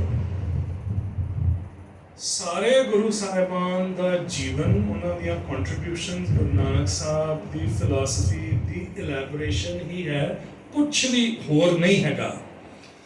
ਅਸੀਂ ਜਦ ਜ਼ੁਲਮ ਦਾ ਟਾਕਰਾ ਕਰਨ ਦੀ ਗੱਲ ਕਰਦੇ ਹਾਂ ਤੇ ਸਾਡੇ ਦਿਮਾਗ ਦੇ ਵਿੱਚ ਖਿਆਲ ਆਉਂਦਾ ਗੁਰੂ ਗੋਬਿੰਦ ਸਿੰਘ ਜੀ ਦਾ, ਆਉਣਾ ਵੀ ਚਾਹੀਦਾ ਹੈ। ਗੁਰੂ ਹਰਗੋਬਿੰਦ ਸਾਹਿਬ ਦਾ ਵੀ ਆਉਂਦਾ ਹੈ, ਗੁਰੂ ਨਾਨਕ ਸਾਹਿਬ ਦਾ ਨਹੀਂ ਆਉਂਦਾ, ਪਰ ਆਉਣਾ ਚਾਹੀਦਾ ਹੈ। ਕਿਉਂਕਿ ਜਦੋਂ ਗੁਰੂ ਨਾਨਕ ਸਾਹਿਬ ਮੱਕੇ ਤੋਂ ਵਾਪਸ ਆ ਰਹੇ ਸਨ ਤੇ ਉਹ ਸੈਯਦਪੁਰ ਪਹੁੰਚੇ, ਉਹਨਾਂ ਨੇ ਬਾਬਰ ਦਾ ਰਚਿਆ ਕਤਲੇਆਮ ਦੇਖਿਆ ਤੇ ਉਹ ਸ਼ੇਰ ਵਾਂਗੂ ਗਰਜੇ ਤੇ ਉਹ ਬੋਲੇ। ਉਸ ਉਚਾਰਨ ਨੂੰ ਅਸੀਂ ਬਾਬਰ ਬਾਣੀ ਦਾ ਨਾਂ ਦਿੰਦੇ ਹਾਂ, ਜਿਹਦੇ ਵਿੱਚ ਗੁਰੂ ਨਾਨਕ ਸਾਹਿਬ ਨੇ ਸਪਸ਼ਟ ਲਫ਼ਜ਼ਾਂ ਦੇ ਨਾਲ ਬਾਬਰ ਨੇ ਜੋ ਕੁਝ ਵੀ ਕੀਤਾ ਉਸ ਨੂੰ ਨਿਖੇਧਿਆ, ਬਾਬਰ ਨੂੰ ਕੰਡੈਮ ਕੀਤਾ, ਉਹਨੂੰ ਉਹਦੇ ਮੂੰਹ ਤੇ ਕਿਹਾ ਕਿ ਤੂੰ ਜਾਬਰ ਹੈ। ਗੁਰੂ ਨਾਨਕ ਸਾਹਿਬ ਦਾ ਇਹ ਗਰਜਨਾ ਹੀ ਗੁਰੂ ਗੋਬਿੰਦ ਸਿੰਘ ਸਾਹਿਬ ਦੀ ਸ੍ਰੀ ਸਾਹਿਬ ਹੈ। ਇਹ ਉਹਨਾਂ ਦਾ ਗਰਜਨਾ ਹੀ ਉਸ ਦੀ ਹੀ ਫਿਜ਼ੀਕਲ ਮੈਨੀਫੈਸਟੇਸ਼ਨ ਗੁਰੂ ਸਾਹਿਬ ਦੀ ਕਿਰਪਾਨ ਹੈ। ਤੇ ਯਾਦ ਰਹੇ, ਗੁਰੂ ਨਾਨਕ ਸਾਹਿਬ ਸਿੱਖਾਂ ਦਾ ਦਰਦ ਨਹੀਂ ਸੀ ਬਿਆਨ ਕਰਦੇ। ਸ਼ਬਦ ਆਉਂਦਾ ਉਹਨਾਂ ਦਾ, ਬਾਬਰ ਬਾਣੀ ਦਾ ਸ਼ਬਦ ਹੈ, ਪਾਪ ਕੀ ਜੰਜ ਲੈ ਕਾਬਲੋਂ ਥਾਇਆ, ਜੋੜੀ ਮੰਗੇ ਦਾਨ ਵੇ ਲਾ ਲੋ। ਉਹਦੇ ਵਿੱਚੋਂ ਗੱਲ ਕਰਦੇ ਨੇ ਮੁਸਲਮਾਨੀਆਂ ਪੜ੍ਹੇ ਕਤੇਬਾ। ਫਿਰ ਉਹ ਅੱਗੇ ਜਾ ਕੇ ਗੱਲ ਕਰਦੇ ਨੇ ਉੱਚੀ ਜਾਤ ਦੀ ਹਿੰਦੂ ਔਰਤਾਂ ਦੀਆਂ, ਨੀਵੀਂ ਜਾਤ ਦੀ ਹਿੰਦੂ ਔਰਤਾਂ ਦੀਆਂ। ਗੁਰੂ ਨਾਨਕ ਸਾਹਿਬ ਗੱਲ ਕਰ ਰਹੇ ਨੇ ਆਪਣੇ ਫੋਲੋਅਰਸ ਦੇ ਦਰਦ ਦੀ ਨਹੀਂ, ਆਪਣੇ ਸਿੱਖਾਂ ਦੇ ਦਰਦ ਦੀ ਨਹੀਂ, ਪਰ ਹਿਊਮੈਨਿਟੀ ਦੇ ਦਰਦ ਦੀ। ਸੋ ਇਹ ਹਿਸਟਰੀਜ਼ ਪ੍ਰੀਜ਼ਰਵ ਕਰਨੀਆਂ ਇਸ ਕਰਕੇ ਜ਼ਰੂਰੀ ਨੇ ਕਿਉਂਕਿ ਹਕੂਮਤਾਂ ਕਦੀ ਇਹਨਾਂ ਨੂੰ ਪ੍ਰੀਜ਼ਰਵ ਨਹੀਂ ਕਰਨਗੀਆਂ, ਉਹਨਾਂ ਦਾ ਕੋਈ ਇੰਟਰਸਟ ਨਹੀਂ।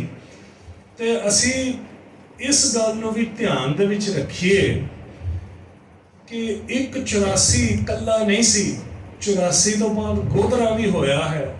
ਰੋਜ਼ ਛੋਟੇ 84 ਹੁੰਦੇ ਨੇ, ਇਸ ਮੁਲਕ 'ਚ ਨਹੀਂ ਹੁੰਦੇ, ਹੋਰ ਮੁਲਕਾਂ 'ਚ ਵੀ ਹੁੰਦੇ ਨੇ, ਤੇ ਇਹ ਹੁੰਦੇ ਹੀ ਜਾਣਗੇ।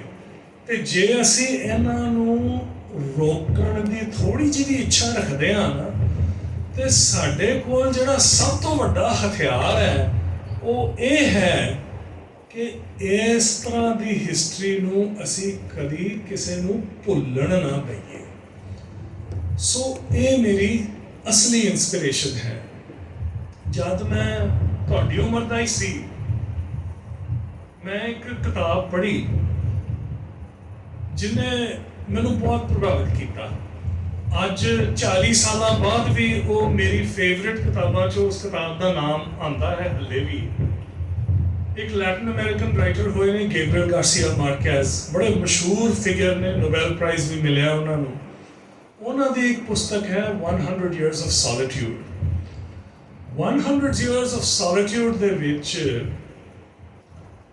ਜਿਹੜੇ ਲੇਖਕ ਨੇ ਉਹ ਕਿਸੇ ਸੈਂਟਰਲ ਅਮਰੀਕਨ ਮੁਲਕ ਹੈਗਾ ਅਨਨੇਮਡ, ਉਹਨਾਂ ਨੂੰ ਬਨਾਨਾ ਰਿਪਬਲਿਕਸ ਵੀ ਕਹਿ ਛੱਡਦੇ ਸਨ ਕਿਉਂਕਿ ਉਹ ਉੱਥੇ ਕੇਲੇ ਦਾ ਵਪਾਰ ਜ਼ਿਆਦਾ ਹੁੰਦਾ ਸੀ ਤੇ ਜਿਹੜੀ ਬਨਾਨਾ ਐਕਸਪੋਰਟਿੰਗ ਕੰਪਨੀਜ਼ ਹੁੰਦੀਆਂ ਸੀ ਉਹ ਹਰ ਚੀਜ਼ ਨੂੰ ਕੰਟਰੋਲ ਕਰਦੀਆਂ ਸਨ। ਸੋ ਉਹਦੇ ਵਿੱਚ ਉਹਨਾਂ ਨੇ ਲਿਖਿਆ ਹੈ ਇੱਕ ਕਤਲੇਆਮ ਬਾਰੇ ਜਿਹੜਾ ਕਿ ਬਨਾਨਾ ਕੰਪਨੀ ਆਰਗੇਨਾਈਜ਼ ਕਰਦੀ ਹੈ। ਉਸ ਤੋਂ ਬਾਅਦ ਉਹ ਜਿਹੜੀ ਬਨਾਨਾ ਕੰਪਨੀ ਹੈ ਉਹ ਇਸ ਕਤਲੇਆਮ ਦੀ ਮੈਮਰੀ ਜਿਹੜੀ ਹੈ ਨਾ ਉਸ ਨੂੰ ਪੂਰੀ ਤਰ੍ਹਾਂ ਗਾਇਬ ਕਰ ਦਿੰਦੀ ਹੈ। ਤੇ ਤੁਹਾਡੀ ਉਮਰ ਦਾ ਮੈਂ ਹੈਗਾ ਸੀ ਉਦੋਂ ਮੈਨੂੰ ਪੜ੍ਹ ਕੇ ਇਹ ਅਹਿਸਾਸ ਹੋਇਆ ਕਿ ਜਿੰਨਾ ਵੱਡਾ ਜ਼ੁਰਮ ਇਹ ਕਤਲੇਆਮ ਕਰਨਾ ਸੀ, ਉਸ ਕਤਲੇਆਮ ਦੀ ਮੈਮਰੀ ਦਾ ਕਤਲ ਕਰਨਾ ਉਨਾ ਹੀ ਵੱਡਾ ਜ਼ੁਰਮ ਸੀ, ਸ਼ਾਇਦ ਉਸ ਤੋਂ ਵੀ ਵੱਡਾ ਹੋ ਸਕਦਾ ਹੈ। ਸੋ ਇਸ ਦੇ ਨਾਲ ਅਸੀਂ ਲੜਨਾ ਹੈ। ਇਸ ਮੁਲਕ ਦੇ ਵਿੱਚ ਤੇ ਅਫਸੋਸ ਦੀ ਗੱਲ ਹੈ ਤੁਹਾਨੂੰ ਰੋਜ਼ ਹੀ ਮੌਕੇ ਮਿਲਦੇ ਨੇ ਕਿਉਂਕਿ ਦੇਖੋ ਸਾਡੀ ਹਿਸਟਰੀ ਰੀਰਾਈਟ ਹੋ ਰਹੀ ਹੈ, ਸਾਡਾ ਨੈਰੇਟਿਵ ਬਦਲਿਆ ਜਾ ਰਿਹਾ ਹੈ। ਜ਼ਰੂਰੀ ਨਹੀਂ ਹੁੰਦਾ ਕਿ ਹਰ ਲੜਾਈ ਤਲਵਾਰ ਨਾਲ ਹੀ ਲੜੀ ਜਾਏ। ਅੱਜ ਕੱਲ੍ਹ ਦੀਆਂ ਲੜਾਈਆਂ ਦਿਮਾਗ ਤੇ ਕਲਮ ਨਾਲ ਲੜਨ ਵਾਲੀਆਂ ਲੜਾਈਆਂ ਹਨ। ਤੇ ਤੁਸੀਂ ਕੱਲ੍ਹ ਦੇ ਜਿਹੜੇ ਸਕਾਲਰਸ ਹੋ, ਤੁਹਾਡੀ ਬਹੁਤ ਸਾਰੀਆਂ ਜ਼ਿੰਮੇਵਾਰੀਆਂ ਹਨ। ਜ਼ਿੰਮੇਵਾਰੀਆਂ ਇਹ ਹਨ ਕਿ ਜਦ ਤੁਸੀਂ ਦੇਖੋ ਕਿ ਗਲਤ ਨੈਰੇਟਿਵ ਅੱਗੇ ਲਿਆਂਦਾ ਜਾ ਰਿਹਾ ਕਿਸੇ ਏਜੰਡਾ ਨੂੰ ਸਪੋਰਟ ਕਰਨ ਵਾਸਤੇ, ਪਰਵਾਹ ਨਾ ਕਰੋ ਆਪਣੀਆਂ ਸਰਕਾਰੀ ਨੌਕਰੀਆਂ ਦੀਆਂ। ਤੁਸੀਂ ਯਾਦ ਰੱਖੋ ਕਿ ਤੁਸੀਂ ਸਟੂਡੈਂਟਸ ਆਫ ਹਿਸਟਰੀ ਹੈਗੇ ਹੋ, students of scholars of history ਹੈਗੇ ਹੋ। ਤੁਹਾਡੀ ਇੱਕ ਜ਼ਿੰਮੇਵਾਰੀ ਹੈਗੀ ਹੈ ਕਿ ਜੋ ਕੁਝ ਵੀ ਲਿਖਿਆ ਜਾਂਦਾ ਹੈ ਉਹ ਇਮਾਨਦਾਰੀ ਦੇ ਨਾਲ ਲਿਖਿਆ ਜਾਏ। ਇਹਨਾਂ ਸਭ ਚੀਜ਼ਾਂ ਨੇ ਮੈਨੂੰ ਇਨਫਲੂਐਂਸ ਕੀਤਾ ਹੈ। ਮੈਂ ਇੱਕ ਦੋ ਗੱਲਾਂ ਹੋਰ ਸਾਂਝੀਆਂ ਕਰਕੇ ਤੁਹਾਡੇ ਨਾਲ ਫਿਰ I would love to open it up for conversation and questions. So ਜਦੋਂ ਮੈਂ ਉਹ ਬੱਚੇ ਦੀ ਇਹ ਗੱਲ ਸੁਣੀ ਕਿ ਵੀ ਸਾਡੀ ਗੱਲ ਵੀ ਇੰਝ ਕੀਤੀ ਜਾ ਸਕਦੀ ਹੈ, ਉਸ ਵੇਲੇ ਮੈਂ ਫੈਸਲਾ ਕੀਤਾ ਕਿ ਹੁਣ ਮੈਂ ਆਪਣੇ ਟੈਕਨੋਲੋਜੀ ਕਰੀਅਰ 'ਤੇ ਵਾਪਸ ਨਹੀਂ ਜਾਣਾ, ਕਿਉਂਕਿ ਇਹ 2.5 ਸਾਲ ਦਾ ਉਪਰਾਲਾ ਸੀ। ਇਹ ਨਾਨ ਪ੍ਰੋਫਿਟ ਐਂਡੇਵਰ ਸੀ। ਸਾਰੇ ਸਾਡੇ 92 ਪਰਫਾਰਮੈਂਸਿਸ ਫ੍ਰੀ ਸਨ, ਕੋਈ ਟਿਕਟ ਨਹੀਂ ਸੀ ਲੱਗਦੀ, ਪਰ ਐਕਟਰ ਸਾਰੇ ਪ੍ਰੋਫੈਸ਼ਨਲ ਸਨ, ਉਹਨਾਂ ਨੂੰ ਤਨਖਾਹਾਂ ਵੀ ਦੇਣੀਆਂ ਸਨ। ਉਹਨਾਂ ਨੂੰ ਹੁਣ ਅਸੀਂ 92 ਵਾਰੀ ਕਿਤੇ ਸ਼ੋਅ ਕਰਾਉਣਾ ਹੈ, ਅਤੇ ਉਹਨਾਂ ਨੂੰ ਉਹਨਾਂ ਦੀਆਂ ਟਿਕਟਾਂ ਵੀ ਲੈਣੀਆਂ, ਉਹਨਾਂ ਨੂੰ ਰੋਟੀ ਵੀ ਖਵਾਉਣੀ ਹੈ। ਸੋ 2.5 ਸਾਲ ਮੈਂ ਆਪਣੇ ਉਗਰਾਹੀ 'ਤੇ ਲਾਏ ਤਾਂ ਕਿ ਫੰਡ ਰੇਜ਼ਿੰਗ ਕਰਕੇ ਇਹ ਪਲੇ ਅਸੀਂ ਸਾਰਾ ਕਰ ਸਕੀਏ। ਅਤੇ ਫਿਰ ਮੈਂ ਫੈਸਲਾ ਕੀਤਾ ਕਿ ਹੁਣ ਮੇਰੇ ਕੋਲ ਜਿੰਨਾ ਵੀ ਸਮਾਂ ਹੈ, ਹੁਣ ਮੈਂ ਜੋ ਇੱਕ ਕਿਸਮ ਦੇ ਵਿੱਚ ਮੈਨੂੰ ਇੱਕ ਤੋਹਫਾ ਮਿਲਿਆ ਹੈਗਾ ਆਪਣੀ ਬੇਟੀ ਦੇ ਰਾਹੀਂ ਅਤੇ ਤੁਹਾਡੇ ਵਰਗੇ ਨੌਜਵਾਨਾਂ ਦੇ ਰਾਹੀਂ, ਉਸ ਨੂੰ ਮੈਂ ਲੈ ਕੇ ਉਸ ਪਾਸੇ ਸਟੋਰੀ ਟੈਲਿੰਗ ਵੱਲ ਮੈਂ ਆਪਣਾ ਬਾਕੀ ਦਾ ਟਾਈਮ ਡੈਡੀਕੇਟ ਕਰਨਾ ਚਾਹੁੰਦਾ ਹਾਂ। ਅਤੇ ਉਦੋਂ ਫਿਰ ਮੈਂ ਲਿਖਣਾ ਸ਼ੁਰੂ ਕੀਤਾ। ਸੋ ਤਕਰੀਬਨ 2-3 ਸਾਲ ਪਹਿਲੀ ਕਿਤਾਬ ਮੇਰੀ ਛਪੀ camel merchant of Philadelphia, actually ਮੈਨੂੰ 4 ਕੁ ਸਾਲ ਹੋ ਗਏ ਨੇ, ਜਿਹੜੀ ਕਿ ਮਹਾਰਾਜਾ ਰਣਜੀਤ ਸਿੰਘ ਦੇ ਦਰਬਾਰ ਦੇ ਬਾਰੇ ਹੈ, ਅਤੇ ਖਾਸ ਕਰਕੇ ਉਹਨਾਂ ਸ਼ਖਸੀਅਤਾਂ ਬਾਰੇ ਹੈ ਜਿਨ੍ਹਾਂ ਬਾਰੇ ਜ਼ਿਆਦਾ ਗੱਲ ਨਹੀਂ ਹੁੰਦੀ। ਮਹਾਰਾਜਾ ਦੀ ਤਾਂ ਬਹੁਤ ਗੱਲ ਹੁੰਦੀ ਹੈ। ਉਦਾਹਰਣ ਦੇ ਤੌਰ 'ਤੇ ਅਕਾਲੀ ਫੂਲਾ ਸਿੰਘ ਜੀ ਅਕਾਲ ਤਖਤ ਦੇ ਜਥੇਦਾਰ ਸਨ, ਬੜੀ ਉਹਨਾਂ ਦੀ ਇੱਕ ਜ਼ਬਰਦਸਤ ਪਰਸਨੈਲਿਟੀ ਸੀ। ਇੱਕ ਕਿਸਮ 'ਚ ਇੱਕ ਪੱਖੋਂ ਮਹਾਰਾਜਾ ਦੇ ਜਰਨੈਲ ਵੀ ਸਨ, ਪਰ ਉਹਨਾਂ ਨੂੰ ਆਪਣਾ ਮਹਾਰਾਜਾ ਨਹੀਂ ਸੀ ਮੰਨਦੇ, ਉਹ ਮੱਥਾ ਸਿਰਫ ਇੱਕ ਥਾਂ 'ਤੇ ਟੇਕਦੇ ਹੁੰਦੇ ਸਨ, ਅਤੇ ਬਹੁਤ ਉਹਨਾਂ ਦੀ ਇੱਕ ਇੰਸਪਾਇਰਿੰਗ ਪਰਸਨੈਲਿਟੀ ਸੀ। ਉਹਨਾਂ ਤੋਂ ਇਲਾਵਾ ਮਾਤਾ ਸਦਾ ਕੌਰ, ਜਿਹੜੇ ਕਿ ਬਹੁਤ ਹੱਦ ਤੱਕ ਕ੍ਰੈਡਿਟ ਜਿਨ੍ਹਾਂ ਨੂੰ ਜਾਂਦਾ ਹੈ ਮਹਾਰਾਜਾ ਰਣਜੀਤ ਸਿੰਘ ਨੂੰ ਗੁਰਗੱਦੀ ਤੱਕ ਪਹੁੰਚਾਉਣ ਦਾ। ਮਾਤਾ ਸਦਾ ਕੌਰ ਦੀ ਵੀ ਕੋਈ ਖਾਸ ਗੱਲ ਨਹੀਂ ਹੁੰਦੀ, ਹਿਸਟੋਰੀਅਨਸ ਤੇ ਜਾਣਦੇ ਨੇ, ਆਮ ਲੋਕ ਨਹੀਂ ਜਾਣਦੇ ਉਹਨਾਂ ਬਾਰੇ। ਹੋਰ ਵੀ ਸਾਨੂੰ ਪਤਾ ਹੈ ਕਿ ਮਹਾਰਾਜਾ ਦੇ ਫੌਜ ਦੇ ਵਿੱਚ ਫੌਰਨ ਅਫਸਰ ਹੁੰਦੇ ਸਨ, ਅਤੇ ਉਹਨਾਂ ਨੂੰ ਅਸੀਂ ਫੌਰਨ ਲੀਜਨ ਕਹਿ ਕੇ ਗੱਲ ਖਤਮ ਕਰ ਦਿੰਦੇ ਹਾਂ। ਉਹਨਾਂ 'ਚੋਂ ਕੁਝ ਐਸੇ ਸ਼ਖਸ ਹਨ, ਜੌਨ ਫਰਾਂਸਵਾ ਅਲਾਰਡ ਵਰਗੇ, ਜਿਨ੍ਹਾਂ ਦਾ ਮਹਾਰਾਜਾ ਦੇ ਨਾਲ ਇੱਕ ਨਿੱਜੀ ਪਿਆਰ ਸੀ। ਸੋ ਇਸ ਤਰ੍ਹਾਂ ਦੀਆਂ ਪਰਸਨੈਲਿਟੀਜ਼ ਦੇ ਬਾਰੇ ਇਹ ਕਿਤਾਬ ਲਿਖੀ ਗਈ, ਅਤੇ ਰਿਸਪੌਂਸ ਬੜਾ ਅੱਛਾ ਰਿਹਾ, ਫਿਰ ਹੋਰ ਪ੍ਰੇਰਨਾ ਮਿਲੀ। ਨੈਕਸਟ ਕਿਤਾਬ ਜਿਹੜੀ ਸੀ ਉਹ ਸੀ night of the restless spirits, ਜਿਹੜੀ ਕਿ 84 ਦੇ ਬਾਰੇ, 84 ਦੇ ਵਿੱਚ ਜੋ ਕੁਝ ਵੀ ਹੋਇਆ, ਜੂਨ 1984 ਜਿਹਨੂੰ ਆਪਾਂ ਆਪਰੇਸ਼ਨ ਬਲੂ ਸਟਾਰ ਕਹਿੰਦੇ ਹਾਂ, ਅਤੇ ਜੋ 1984 ਦਾ, ਮੈਂ ਤਾਂ ਪੋਗਰੋਮ ਲਫ਼ਜ਼ ਯੂਜ਼ ਕਰਦਾ ਹਾਂ, ਰਾਇਟ ਲਫ਼ਜ਼ ਮੈਂ ਕੋਸ਼ਿਸ਼ ਕਰਦਾ ਕਿ ਜਦੋਂ 84 ਦੀ ਗੱਲ ਕਰਾਂ ਮੇਰੀ ਜ਼ੁਬਾਨ 'ਤੇ ਨਾ ਆਏ, ਪਰ ਦੇਖੋ ਇਹ ਪ੍ਰੋਪੇਗੈਂਡਾ ਇੰਨਾ ਤਕੜਾ ਹੈ ਕਿ ਕਦੀ ਮੇਰੀ ਜ਼ੁਬਾਨ 'ਤੇ ਵੀ ਆ ਜਾਂਦਾ ਹੈ। ਸੋ ਦੇਖੋ 84 ਦਾ ਨੈਰੇਟਿਵ ਬਹੁਤ ਪੱਕੀ ਹੈ। ਇਹ ਗੱਲ ਬਿਲਕੁਲ ਸੱਚੀ ਹੈ ਕਿ ਸਿੱਖਾਂ ਨਾਲ ਧੱਕਾ ਹੋਇਆ, ਉਸ ਨੈਰੇਟਿਵ ਦਾ ਬੜਾ ਇੰਪੋਰਟੈਂਟ ਪਾਰਟ ਹੈ। ਪਰ ਇਸ ਨੈਰੇਟਿਵ ਦੇ ਹੋਰ ਵੀ ਪੱਖ ਹਨ ਜਿਹੜੇ ਅਸੀਂ ਭੁੱਲ ਨਹੀਂ ਸਕਦੇ, ਕਿਉਂਕਿ ਇਸ ਨੈਰੇਟਿਵ ਦੇ ਵਿੱਚ ਸ਼ਾਮਿਲ ਹਨ ਬਹੁਤ ਸਾਰੇ ਨਾਨ ਸਿੱਖ, ਜਿਨ੍ਹਾਂ ਨੇ ਆਪਣੀ ਜਾਨ, ਆਪਣੀ ਫੈਮਿਲੀ, ਆਪਣੀਆਂ ਨੌਕਰੀਆਂ ਖਤਰੇ ਵਿੱਚ ਪਾ ਕੇ ਸਿੱਖਾਂ ਦੀਆਂ ਜਾਨਾਂ ਬਚਾਈਆਂ। ਉਹ ਵੀ ਇਹ ਨੈਰੇਟਿਵ ਦਾ ਹਿੱਸਾ ਹੈ, ਉਹਨੂੰ ਵੀ ਆਪਾਂ ਭੁਲਾ ਨਹੀਂ ਸਕਦੇ। ਇੰਡੀਅਨ ਆਰਮੀ ਹਿੰਦੁਸਤਾਨ ਦੀ ਇੱਕ ਬੜੀ ਵੈਲ ਨੋਨ ਅਤੇ ਹਾਈਲੀ ਰਿਸਪੈਕਟਡ ਇੰਸਟੀਟਿਊਸ਼ਨ ਹੈ। ਜਿੱਥੇ ਵੀ ਕਰਪਸ਼ਨ ਹੋਵੇ, ਜਿੱਥੇ ਵੀ ਗੰਦਾ ਪੋਲੀਟਿਕਸ ਹੋਵੇ, ਇੰਨੇ ਸਾਲਾਂ ਬਾਅਦ ਵੀ ਇੰਡੀਅਨ ਆਰਮੀ ਤਕਰੀਬਨ ਉਸ ਤੋਂ ਬਚੀ ਹੋਈ ਹੈ। ਸ਼ਾਇਦ ਤੁਹਾਨੂੰ ਇਸ ਗੱਲ ਦਾ ਪਤਾ ਨਾ ਹੋਵੇ, ਜਦੋਂ ਆਪਰੇਸ਼ਨ ਬਲੂ ਸਟਾਰ ਹੋਇਆ, ਉਦੋਂ ਇੰਡੀਅਨ ਆਰਮੀ ਦੇ ਵਿੱਚ ਇੱਕ ਮਿਊਟਨੀ ਹੋਈ। ਰਾਮਗੜ੍ਹ ਕੈਂਟੋਨਮੈਂਟ, ਜਿਹੜਾ ਕਿ ਬਿਹਾਰ 'ਚ ਪੈਂਦਾ ਸੀ, ਹੁਣ ਸ਼ਾਇਦ ਝਾਰਖੰਡ ਦੇ ਵਿੱਚ ਪੈਂਦਾ ਹੈ, ਉੱਥੇ 1000 ਤੋਂ ਜ਼ਿਆਦਾ ਸਿੱਖ ਸਿਪਾਹੀ, NCOs ਆਫਿਸਰਸ, ਜਿਨ੍ਹਾਂ ਨੂੰ ਕੁਝ ਦੱਸਿਆ ਨਹੀਂ ਸੀ ਜਾ ਰਿਹਾ ਕਿ ਪੰਜਾਬ 'ਚ ਕੀ ਹੋ ਰਿਹਾ ਹੈ। ਪਤਾ ਲੱਗ ਰਿਹਾ ਸੀ ਕਿ ਕੁਝ ਹੋ ਰਿਹਾ ਹੈ, ਫੋਨ ਕਾਲ ਆ ਰਹੇ ਸਨ, ਬੇਚੈਨ ਸਨ। ਬੜੀ ਬੇਵਕੂਫੀ ਕੀਤੀ ਉਹਨਾਂ ਦੇ ਅਫਸਰਾਂ ਨੇ, ਕਿਸੇ ਨੇ ਉਹਨਾਂ ਨੂੰ ਕੌਨਫੀਡੈਂਸ ਦੇ ਵਿੱਚ ਲੈ ਕੇ ਨਹੀਂ ਦੱਸਿਆ ਕਿ ਕੀ ਹੋ ਰਿਹਾ ਹੈ। ਉਹਨਾਂ ਨੇ ਬਗਾਵਤ ਕੀਤੀ, ਆਪਣੇ ਕਮਾਂਡਿੰਗ ਆਫਿਸਰ ਨੂੰ ਮਾਰ ਦਿੱਤਾ ਜਾਨੋਂ। 45 ਤੋਂ ਜ਼ਿਆਦਾ ਟਰੱਕ ਲੈ ਕੇ, ਵੈਪਨਸ, ਅਸਲਾ ਲੈ ਕੇ, ਟਰੱਕਾਂ ਚੜ੍ਹ ਕੇ ਅੰਮ੍ਰਿਤਸਰ ਵੱਲ ਨੂੰ ਤੁਰ ਪਏ। ਕੀ ਕਰਨ ਵਾਸਤੇ ਉਹਨਾਂ ਨੂੰ ਵੀ ਨਹੀਂ ਸੀ ਪਤਾ, ਪਰ ਇੱਕ ਜਜ਼ਬਾਤ ਸੀ ਕਿ ਕੁਝ ਹੋ ਰਿਹਾ ਪੰਜਾਬ ਦੇ ਵਿੱਚ, ਕਤਲੇਆਮ ਹੋ ਰਿਹਾ, ਸ਼ਾਇਦ ਹਰਿਮੰਦਰ ਸਾਹਿਬ ਤੇ ਹਮਲਾ ਹੋ ਰਿਹਾ। ਇਹ ਹਾਦਸਾ ਤੁਹਾਨੂੰ ਕਿਸੇ ਹਿਸਟਰੀ ਦੀ ਪੁਸਤਕ 'ਚ ਨਹੀਂ ਲੱਭੇਗਾ। ਕਿਉਂ? ਕਿਉਂਕਿ ਕੋਈ ਉਹਦੀ ਗੱਲ ਨਹੀਂ ਕਰਨਾ ਚਾਹੁੰਦਾ ਉਹਦੇ ਬਾਰੇ। ਉਹਦੇ ਆਧਾਰ ਤੇ ਉਹਦੇ ਵਿੱਚ ਇੱਕ ਸਟੋਰੀ ਹੈ, ਕੁਝ ਐਸੇ ਲੋਕਾਂ ਬਾਰੇ ਸਟੋਰੀ ਹੈ। ਇੱਕ IAS ਅਫਸਰ ਦੀ ਸਟੋਰੀ ਹੈ ਜਿਹਨੂੰ ਆਰਡਰ ਆਏ ਉੱਤੋਂ ਕਿ ਤੇਰੇ ਸ਼ਹਿਰ ਦੇ ਵਿੱਚ ਅੱਜ ਸਿੱਖਾਂ ਨੂੰ ਸਬਕ ਸਿਖਾਉਣਾ ਹੈ, ਖਬਰਦਾਰ ਜੇ ਤੂੰ ਮਿਲਟਰੀ ਨੂੰ ਬੁਲਾਇਆ। ਜੂਨੀਅਰ ਅਫਸਰ ਸੀ, ਨਵਾਂ ਭਰਤੀ ਹੋਇਆ ਸੀ। ਇਹ ਫਿਕਸ਼ਨ ਮੈਂ ਕਹਾਣੀ ਲਿਖੀ ਹੈ, ਪਰ ਇਹਦੇ ਮੁੱਢ ਤੇ ਵੀ ਇੱਕ ਅਸਲੀਅਤ ਹੈ। ਇੱਕ IAS ਅਫਸਰ CH ਦਾ ਮੱਧ ਪ੍ਰਦੇਸ਼ ਦੇ ਵਿੱਚ, ਸ਼ਾਇਦ ਤੁਹਾਡੇ ਚੋਂ ਕੋਈ ਉਹਨਾਂ ਦੇ ਬਾਰੇ ਜਾਣਦੇ ਵੀ ਹੋਵੋ। ਸਾਰੇ ਸੁਪੀਰੀਅਰ ਅਫਸਰ, DC ਤੋਂ ਹੇਠਾਂ ਜਿੰਨੇ ਸਨ, ਸਾਰੇ ਗਾਇਬ ਹੋ ਗਏ। ਇਹ ਇੱਕ ਨੌਜਵਾਨ ਅਫਸਰ ਨਵਾਂ ਭਰਤੀ ਹੋਇਆ ਰਹਿ ਗਿਆ ਸਿਰਫ ਉੱਥੇ, ਤੇ ਉਹਦੀ ਕੌਨਸ਼ੀਅੰਸ ਨੇ ਉਹਨੂੰ ਅਲਾਉ ਨਹੀਂ ਕੀਤਾ ਕਿ ਮੈਂ ਕਤਲੇਆਮ ਹੋਣ ਦਿਆਂ, ਤੇ ਉਹਨੇ ਆਰਮੀ ਬੁਲਾ ਲਈ ਤੇ ਕਤਲੇਆਮ ਤੋਂ ਸਿੱਖ ਉਸ ਸ਼ਹਿਰ ਦੇ ਬਚ ਗਏ। ਮਿਲਿਆ ਕਿ ਉਸ ਆਫਿਸਰ ਨੂੰ ਖਟਿਆ ਕਿ ਉਹਨੇ ਸਾਰੇ ਕੈਰੀਅਰ ਦੇ ਵਿੱਚ ਉਹਨੂੰ ਸਤਾਇਆ ਗਿਆ, ਤੇ ਆਖਿਰ ਉਹਨੇ ਜਾ ਕੇ ਗੋਧਰਾ ਤੋਂ ਬਾਅਦ ਆਪਣੇ ਆਪ ਹੀ ਦੁਖੀ ਹੋ ਕੇ IAS ਛੱਡ ਦਿੱਤਾ। ਸੋ ਇੰਜ ਦੇ ਵੀ ਸ਼ਖਸ ਸਨ ਜਿਹੜੇ ਕਿ 84 ਦੇ ਨੈਰੇਟਿਵ ਦਾ ਪਾਰਟ ਹਨ। ਨਹੀਂ ਤਾਂ ਕੌਣ ਕਰਦਾ ਕਿਸੇ ਹੋਰ ਕੌਮ ਵਾਸਤੇ? ਵੀ ਮੈਂ ਕੀ ਲੈਣਾ ਦੇਣਾ, ਸਾਰੇ ਜਾ ਕੇ ਲੋਕ ਗਏ ਨੇ, ਮੈਂ ਵੀ ਮੂੰਹ ਦੂਜੇ ਪਾਸੇ ਕਰ ਲੈਣਾ। ਨਹੀਂ ਕੀਤਾ ਉਹਨੇ। ਸੋ ਇਹ ਕਹਾਣੀਆਂ ਹਨ 1984 ਦੀਆਂ, ਜਿਹੜੀਆਂ ਤੁਹਾਨੂੰ ਇਤਿਹਾਸ ਦੀ ਕਿਤਾਬਾਂ 'ਚ ਨਹੀਂ ਲੱਭਣਗੀਆਂ, ਪਰ ਜਿਨ੍ਹਾਂ ਨੂੰ ਪ੍ਰੀਜ਼ਰਵ ਕਰਨਾ ਬਹੁਤ ਜ਼ਿਆਦਾ ਮੇਰੇ ਹਿਸਾਬ ਦੇ ਨਾਲ ਜ਼ਰੂਰੀ ਹੈ, ਤੇ ਇਹ ਲਿਟਰੇਚਰ ਦੇ ਥਰੂ ਪ੍ਰੀਜ਼ਰਵ ਕੀਤੀਆਂ ਗਈਆਂ ਨੇ। ਹੁਣ ਇੱਕ ਹੋਰ ਉਪਰਾਲੇ ਬਾਰੇ ਮੈਂ ਗੱਲ ਕਰਾਂਗਾ ਬਰੀਫਲੀ, ਕਿਉਂਕਿ ਇਹ ਤੁਹਾਡਾ ਜੋ ਫੀਲਡ ਹੈ ਉਹਦੇ ਨਾਲ ਇਹ ਬਹੁਤ ਰਿਲੇਟਡ ਹੈ। ਸੋ ਤੁਹਾਡੀ ਏਜ ਦਾ ਬੱਚਾ, ਮੇਰੇ ਕੋਲ ਕੋਈ ਅਮਰੀਕਨ ਬੱਚੀ ਸੀ ਜਿਹਨੇ ਕਿਸੇ US ਕਾਲਜ ਦੇ ਵਿੱਚ ਇੱਕ ਸਿੱਖ ਹਿਸਟਰੀ ਦਾ ਕੋਰਸ ਕੀਤਾ ਸੀ। ਡਾਕਟਰ ਨਿੱਕੀ ਗੁਨਿੰਦਰ ਕੌਰ ਕੋਲਬੀ ਕਾਲਜ ਪੜ੍ਹਾਉਂਦੇ ਨੇ, ਉਹਨਾਂ ਦੀ ਸਟੂਡੈਂਟ ਸੀ।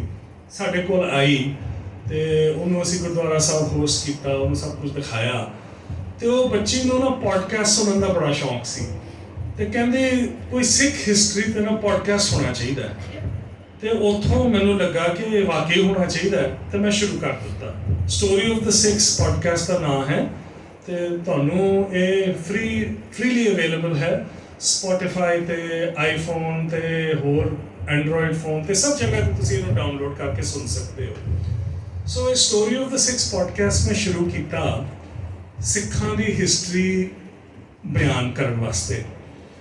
ਤੇ ਜਦ ਮੈਂ ਲਿਖਣਾ ਸ਼ੁਰੂ ਕੀਤਾ, ਤੇ ਬਾਈ ਦਾ ਵੇ ਇਹੋ ਪੋਡਕਾਸਟ ਬਹੁਤ ਪਪੂਲਰ ਹੋਇਆ, ਖਾਸ ਕਰਕੇ ਡਾਇਸਪੋਰਾ ਦੇ ਵਿੱਚ।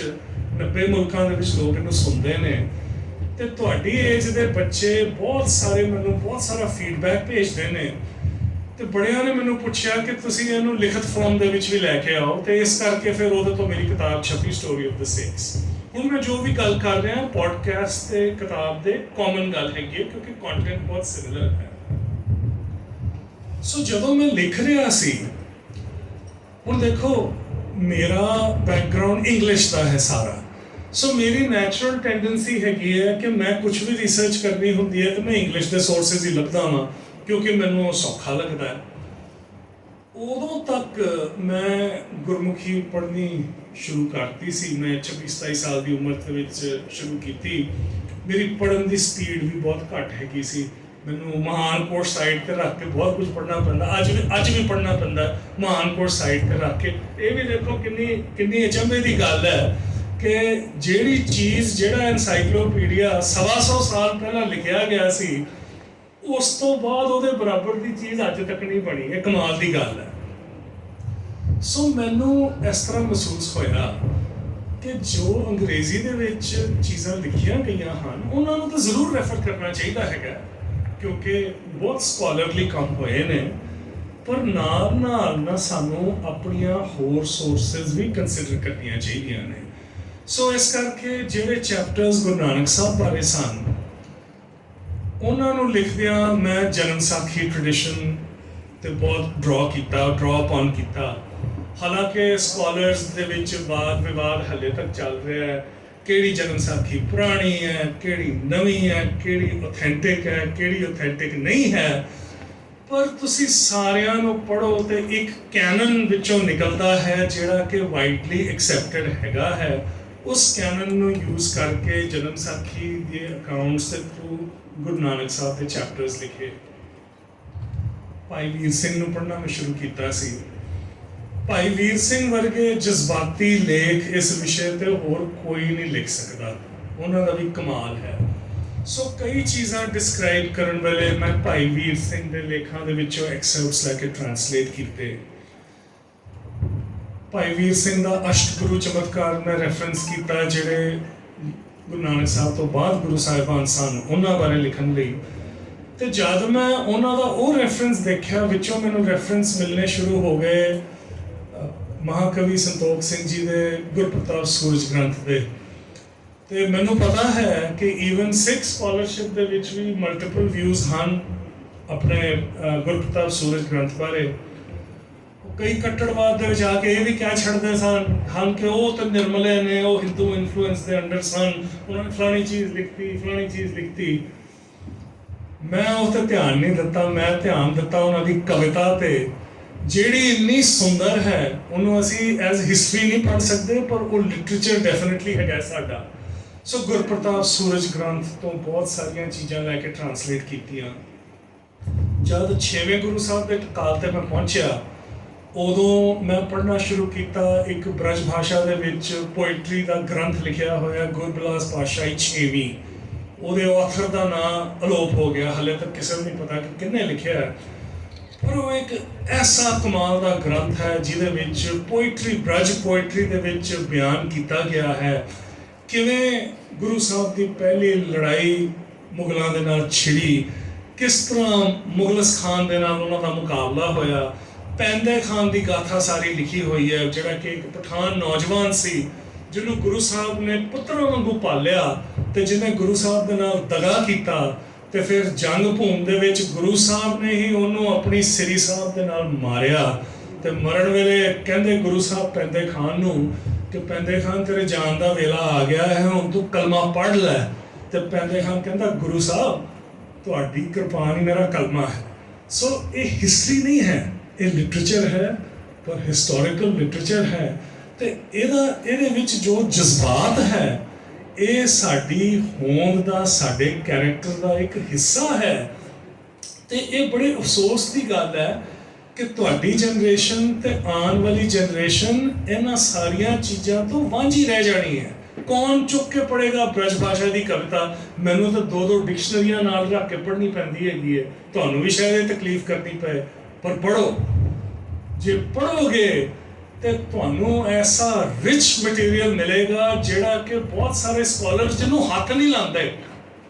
ਅੱਗੇ ਤੁਰਦੇ ਹਾਂ, ਜਦ 10ਵੇਂ ਪਾਤਸ਼ਾਹ ਬਾਰੇ ਲਿਖਿਆ ਗੁਰਬਿਲਾਸ ਪਾਤਸ਼ਾਹੀ 10ਵੀਂ ਕੁੰਵਰ ਸਿੰਘ ਦੀ, ਉਸ ਤੋਂ ਵੀ ਕੀਮਤੀ ਗੁਰੂ ਸਾਹਿਬ ਦੀ ਲਾਈਫ ਦੇ ਵਿੱਚ, ਲਾਈਫ ਟਾਈਮ ਦੇ ਵਿੱਚ ਪਹਿਲੀ ਲਿਖੀ ਬਾਇਓਗ੍ਰਾਫੀ ਉਹਨਾਂ ਦੀ, ਉਹਨਾਂ ਦੇ ਕੋਰਟ ਪੋਇਟ ਸੈਨਾਪਤੀ ਦੀ ਸ੍ਰੀ ਗੁਰਸੋਭਾ, ਜਿਹਦੇ ਵਿੱਚ ਬਹੁਤ ਕੀਮਤੀ ਚੀਜ਼ਾਂ ਬਿਆਨ ਕੀਤੀਆਂ ਗਈਆਂ ਹਨ।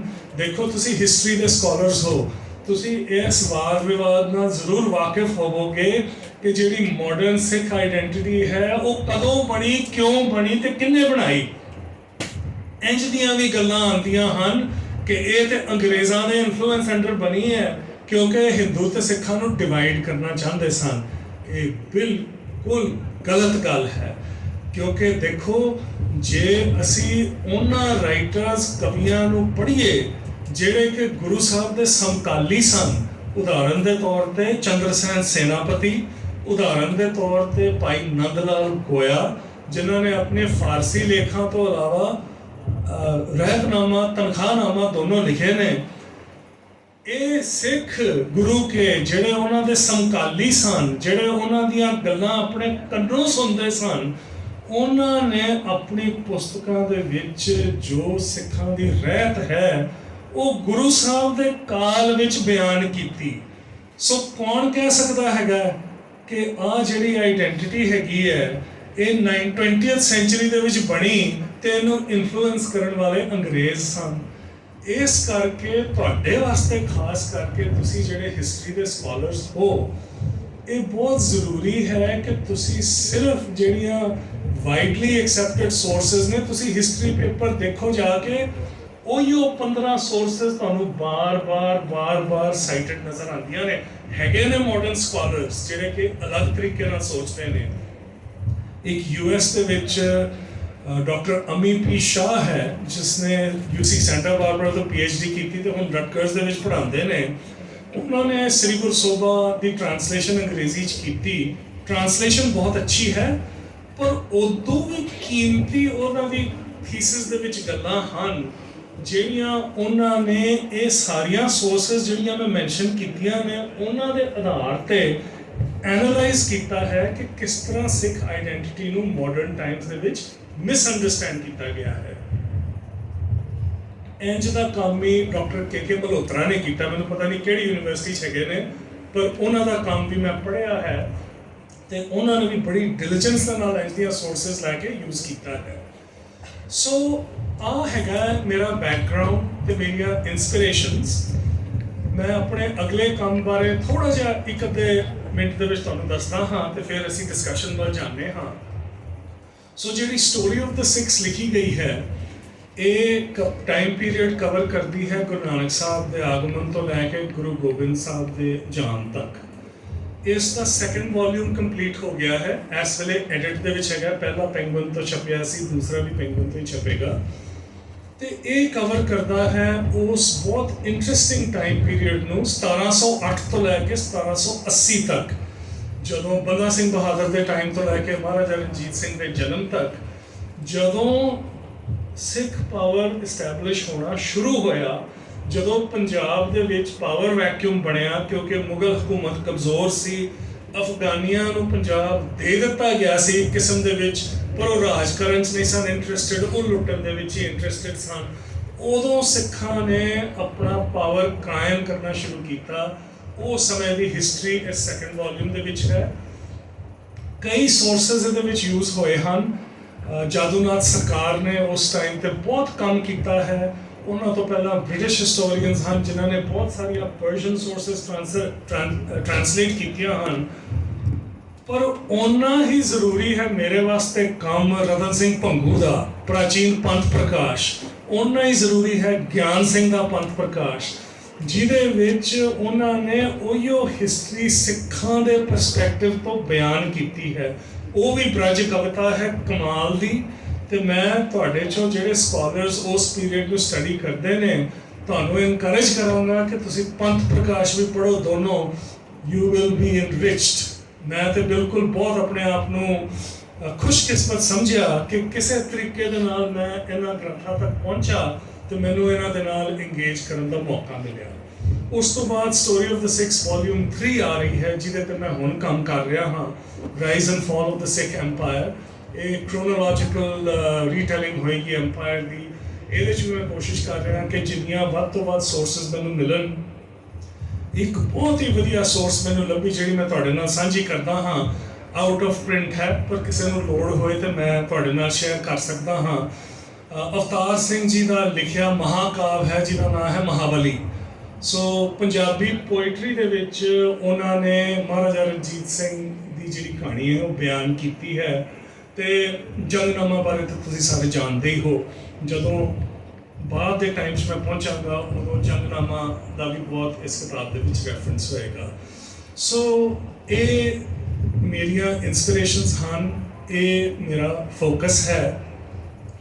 ਮੈਂ ਆਪਣੇ ਆਪ ਨੂੰ ਹਿਸਟੋਰੀਅਨ ਕਿਸੇ ਪੱਖੋਂ ਵੀ ਨਹੀਂ ਕਹਿ ਸਕਦਾ ਕਿਉਂਕਿ ਤੁਹਾਡੇ ਵਰਗੀਆਂ ਮੇਰੀਆਂ ਕੁਆਲੀਫਿਕੇਸ਼ਨਸ ਨਹੀਂ ਹੈਗੀਆਂ, ਪਰ ਇੱਕ ਗੱਲ ਹੈ ਕਿ ਕਿਉਂਕਿ ਮੈਂ ਨੈਰੇਟਿਵ ਹਿਸਟਰੀ ਲਿਖਦਾ ਹਾਂ ਤੇ ਫਿਕਸ਼ਨ ਵੀ ਲਿਖਦਾ ਹਾਂ, ਮੈਨੂੰ ਸ਼ਾਇਦ ਥੋੜ੍ਹੀ ਜਿਹੀਆਂ ਆਜ਼ਾਦੀਆਂ ਵੀ ਜ਼ਿਆਦਾ ਮਿਲ ਜਾਂਦੀਆਂ ਨੇ ਤੁਹਾਡੇ ਤੋਂ, ਕਿਉਂਕਿ ਤੁਹਾਡਾ ਕੰਮ ਪੀਅਰ ਰਿਵਿਊ ਹੁੰਦਾ ਹੈ, ਤੁਹਾਡਾ ਕੰਮ ਇੱਕ ਐਕੈਡੈਮਿਕ ਸਟੈਂਡਰਡ ਤੇ ਜੱਜ ਕੀਤਾ ਜਾਂਦਾ ਹੈ। ਸੋ ਕਿਉਂਕਿ ਮੈਂ ਨੈਰੇਟਿਵ ਹਿਸਟਰੀ ਤੇ ਫਿਕਸ਼ਨ ਲਿਖਦਾ ਹਾਂ, ਮੈਨੂੰ ਇੱਕ ਕਿਸਮ ਦੇ ਵਿੱਚ ਲਾਇਸੈਂਸ ਮਿਲ ਜਾਂਦਾ ਹੈ ਕਿ ਆਪਣੇ ਕੰਮ ਦੇ ਵਿੱਚ ਮੈਂ ਕੁਝ ਹੱਦ ਤੱਕ ਕਲਪਨਾ ਨੂੰ ਵੀ ਲੈ ਕੇ ਆਵਾਂ। ਤੇ ਸ਼ਾਇਦ ਇਹੀਓ ਵਜ੍ਹਾ ਹੈ ਕਿ ਮੈਨੂੰ ਗੁਰਪ੍ਰਤਾਪ ਸੂਰਜ ਗ੍ਰੰਥ, ਗੁਰਬਿਲਾਸ ਪਾਤਸ਼ਾਹੀ 10ਵੀਂ ਪੰਥ ਪ੍ਰਕਾਸ਼, ਇਹਨਾਂ ਸਭ ਚੀਜ਼ਾਂ ਤੋਂ ਮੈਨੂੰ ਬਹੁਤ ਇੰਸਪੀਰੇਸ਼ਨ ਮਿਲਦੀ ਹੈ। ਕਿਉਂਕਿ ਤੁਹਾਨੂੰ ਪਤਾ ਹੀ ਹੈ ਹਿਸਟਰੀ ਇੱਕ ਬੜਾ ਰੁੱਖਾ ਸਬਜੈਕਟ ਹੋ ਸਕਦਾ ਹੈ। ਤੇ ਹੁਣ ਮੈਂ ਇੱਕ ਐਂਡ ਦੇ ਵਿੱਚ ਤੁਹਾਨੂੰ ਇੱਕ ਐਗਜ਼ਾਮਪਲ ਦਿੰਦਾ ਹਾਂ। ਕਵੀ ਸੰਤੋਖ ਸਿੰਘ ਜੀ ਆਪਣੇ ਇੱਕ ਵੋਲਿਊਮ ਦੇ ਵਿੱਚ ਲਿਖਦੇ ਹਨ, ਡਿਸਕ੍ਰਾਈਬ ਕਰਦੇ ਹਨ ਉਹ ਵੇਲਾ ਜਦੋਂ ਅਕਬਰ ਬਾਦਸ਼ਾਹ ਗੁਰੂ ਅਮਰਦਾਸ ਪਾਤਸ਼ਾਹ ਨੂੰ ਮਿਲਣ ਆਇਆ ਗੋਇੰਦਵਾਲ। ਗੱਲ ਤਾਂ ਇੰਨੀ ਕੋਈ ਸੀ ਕਿ ਵੀ ਬਾਦਸ਼ਾਹ ਬੜਾ ਲਿਬਰਲ ਖਿਆਲਾਂ ਦਾ ਸੀ, ਆਪਣੇ ਪੁੱਤਰ ਵਰਗਾ ਨਹੀਂ ਸੀ ਹੈਗਾ, ਤੇ ਉਹ ਸਾਰੇ ਮਜ਼ਹਬਾਂ ਦੀ ਧਰਮਾਂ ਦੀ ਉਹ ਕਦਰ ਕਰਦਾ ਸੀ। ਤੇ ਕਿਉਂਕਿ ਮੁਗਲਾਂ ਦੇ ਖਾਨਦਾਨ ਦਾ ਤਾਲੁਕ ਰਿਹਾ ਹੈ ਪੁਰਾਣਾ ਸਿੱਖ ਗੁਰੂ ਸਾਹਿਬਾਨ ਦੇ ਨਾਲ ਬਾਬਰ ਦੇ ਸਮੇਂ ਤੋਂ, ਸ਼ਾਇਦ ਇਸ ਕਰਕੇ ਵੀ ਉਹ ਆਇਆ। ਤੇ ਉਹ ਕਹਿੰਦੇ ਨੇ, ਹਿਸਟਰੀ ਕਹਿੰਦੀ ਹੈ ਕਿ ਬਾਦਸ਼ਾਹ ਆਇਆ ਤੇ ਗੁਰੂ ਘਰ ਦਾ ਸਿਧਾਂਤ ਸੀ ਪਹਿਲਾਂ ਪੰਗਤ ਫਿਰ ਸੰਗਤ, ਤੇ ਪਹਿਲਾ ਕੰਮ ਉਹਨੂੰ ਕੀ ਕਰਨਾ ਪਿਆ, ਉਹਨੂੰ ਲੰਗਰ ਛਕਣਾ ਪਿਆ। ਤੇ ਕਹਿੰਦੇ ਨੇ ਕਿ ਬਿਨਾਂ ਲੂਣ ਦੇ ਦਲੀਆ ਬਣਿਆ ਸੀ ਉਸ ਦਿਨ ਲੰਗਰ ਦੇ ਵਿੱਚ, ਤੇ ਮਹਾਰਾਜਾ ਨੇ ਬਹੁਤ ਸਵਾਦ ਨਾਲ ਛਕਿਆ ਤੇ ਕਹਿੰਦਾ ਇੰਝ ਦੀ ਚੀਜ਼ ਮੈਂ ਅੱਜ ਤੱਕ ਨਹੀਂ ਖਾਧੀ। ਹਿਸਟਰੀ ਬਸ ਇੰਨੀ ਕੋਈ ਹੈ। ਤੁਸੀਂ ਸੰਤੋਖ ਸਿੰਘ ਨੂੰ ਪੜ੍ਹੋ, ਉਹ ਐਸੇ ਕਲਰਫੁਲ ਤਰੀਕੇ ਦੇ ਨਾਲ ਕਈ ਪੰਨਿਆਂ ਤੇ ਡਿਸਕ੍ਰਾਈਬ ਕਰਦੇ ਨੇ ਕਿਵੇਂ ਉਹ ਰਾਜੇ ਦਾ ਕਾਫਲਾ ਆਇਆ, ਕਿਸ ਤਰ੍ਹਾਂ ਉਹਦੇ ਹਾਥੀ ਸਨ, ਘੁੜਸਵਾਰ ਸਨ, ਉਹ ਸੂਰਜ ਚਮਕ ਰਿਹਾ ਸੀ ਉਹਨਾਂ ਦੀਆਂ ਤਲਵਾਰਾਂ ਤੇ, ਕਿਵੇਂ ਬਾਦਸ਼ਾਹ ਹਾਥੀ ਤੋਂ ਉਤਰਿਆ, ਕਿਵੇਂ ਉਹਦੇ ਸੇਵਕਾਂ ਨੇ ਰੇਸ਼ਮੀ ਕਲੀਨ ਵਿਛਾਏ, ਕਿਵੇਂ ਬਾਦਸ਼ਾਹ ਨੇ ਪਰੇ ਕੀਤੇ ਤੇ ਨੰਗੀ ਪੈਰੀ ਗਿਆ ਗੁਰੂ ਸਾਹਿਬ ਕੋਲ। ਇਹ ਵੀ ਇੱਕ ਹਿਸਟਰੀ ਬਿਆਨ ਕਰਨ ਦਾ ਤਰੀਕਾ ਹੈ ਜਿਹੜਾ ਕਿ ਤੁਹਾਨੂੰ ਬਸ ਖਿੱਚ ਲੈਂਦਾ ਹੈ ਤੇ ਤੁਹਾਡਾ ਦਿਲ ਕਰਦਾ ਹੈ ਕਿ ਅਸੀਂ ਹੋਰ ਪੜ੍ਹੀਏ। ਸੋ ਮੈਂ ਆਪਣੇ ਕੰਮ ਦੇ ਵਿੱਚ ਕੋਸ਼ਿਸ਼ ਕਰਦਾ ਹਾਂ ਕਿ ਇਸ ਤਰ੍ਹਾਂ ਦੇ ਕੰਮ ਦੀ ਜਿਹੜੀ ਖੁਸ਼ਬੂ ਹੈ ਉਹ ਭਾਵੇਂ ਥੋੜੀ ਜਿਹੀ ਵੀ ਜੇ ਮੇਰੇ ਕੰਮ ਦੇ ਵਿੱਚ ਆ ਜਾਏ ਤੇ ਸ਼ਾਇਦ ਉਹ ਮੇਰੇ ਰੀਡਰਸ ਅੱਗੇ ਜਾ ਕੇ ਉਸ ਨੂੰ ਪਸੰਦ ਕਰਨਗੇ। ਬਸ ਇੰਨੇ ਹੀ ਲਫ਼ਜ਼ ਮੈਂ ਆਪ ਜੀ ਦੇ ਨਾਲ ਸਾਂਝੇ ਕਰਨਾ ਚਾਹੁੰਦਾ ਸੀ। ਹੁਣ ਮੈਂ ਕਿਸੇ ਦੇ ਵੀ ਕੋਈ ਕਮੈਂਟਸ ਹੋਣ, ਆਬਜ਼ਰਵੇਸ਼ਨਸ ਹੋਣ ਜਾਂ ਸਵਾਲ ਹੋਣ ਤੇ ਅਸੀਂ ਡੈਫੀਨਿਟਲੀ ਡਿਸਕਸ ਕਰ ਸਕਦੇ ਹਾਂ।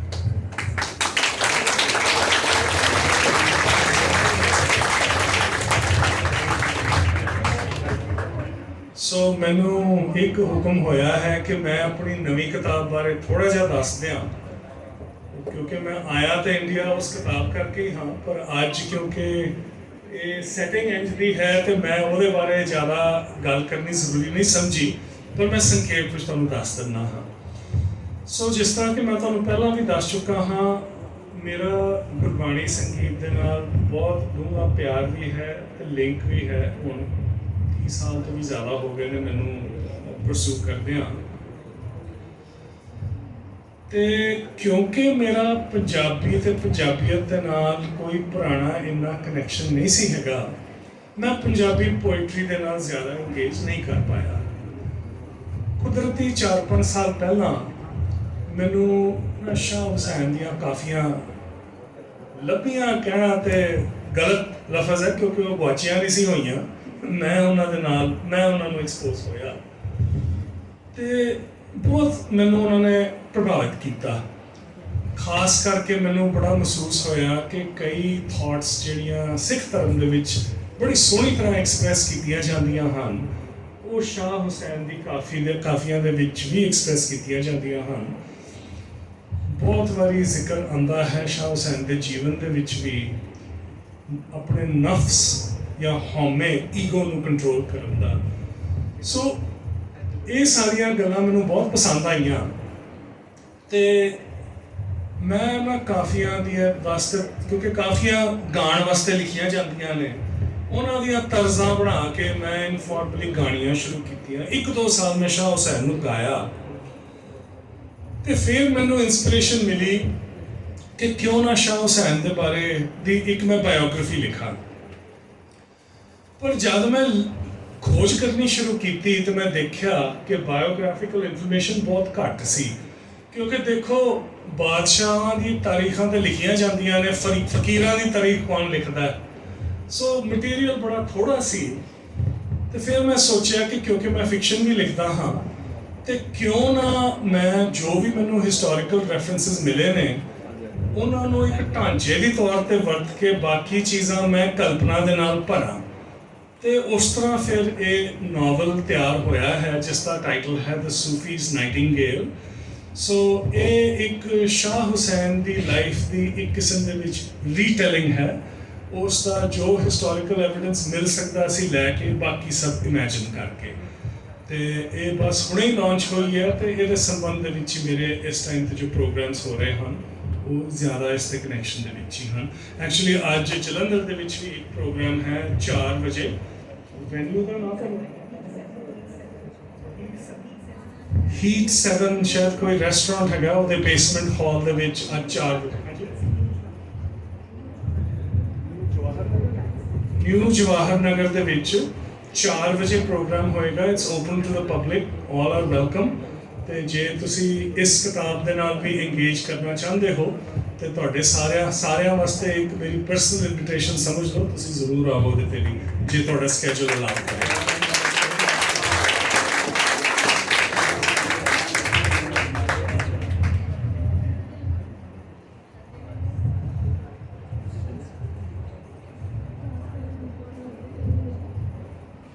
ਹਾਂਜੀ, ਕੋਈ ਵੀ ਸਵਾਲ ਹੋਣ, comments, questions, observations,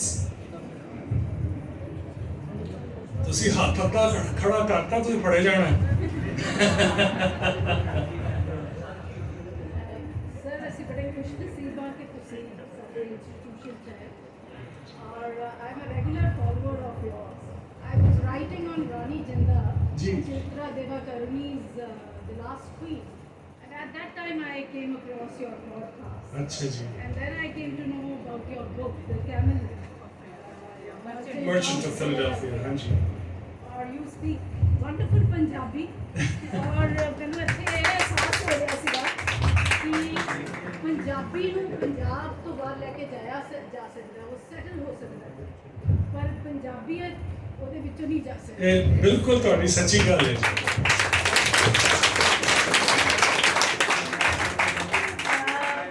जो मेरी सबमिशंस हैं, ऑब्जर्वेशंस हैं, जी। ਤੁਸੀਂ ਕਹਿ ਰਹੇ ਹੋ ਕਿ ਸਰਕਾਰ ਜਿਹੜੀ ਹੈ ਮੈਮਰੀ ਨੂੰ ਵਾਈਪ ਆਊਟ ਕਰ ਦਿੰਦੀ ਹੈ, ਬਟ ਆਈ ਥਿੰਕ ਮੈਮਰੀ ਕਦੀ ਵੀ ਵਾਈਪ ਨਹੀਂ ਹੋ ਸਕਦੀ।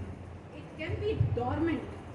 For example 1984 words, I think it took us so many years. Now look, many things are coming up. ਜੀ।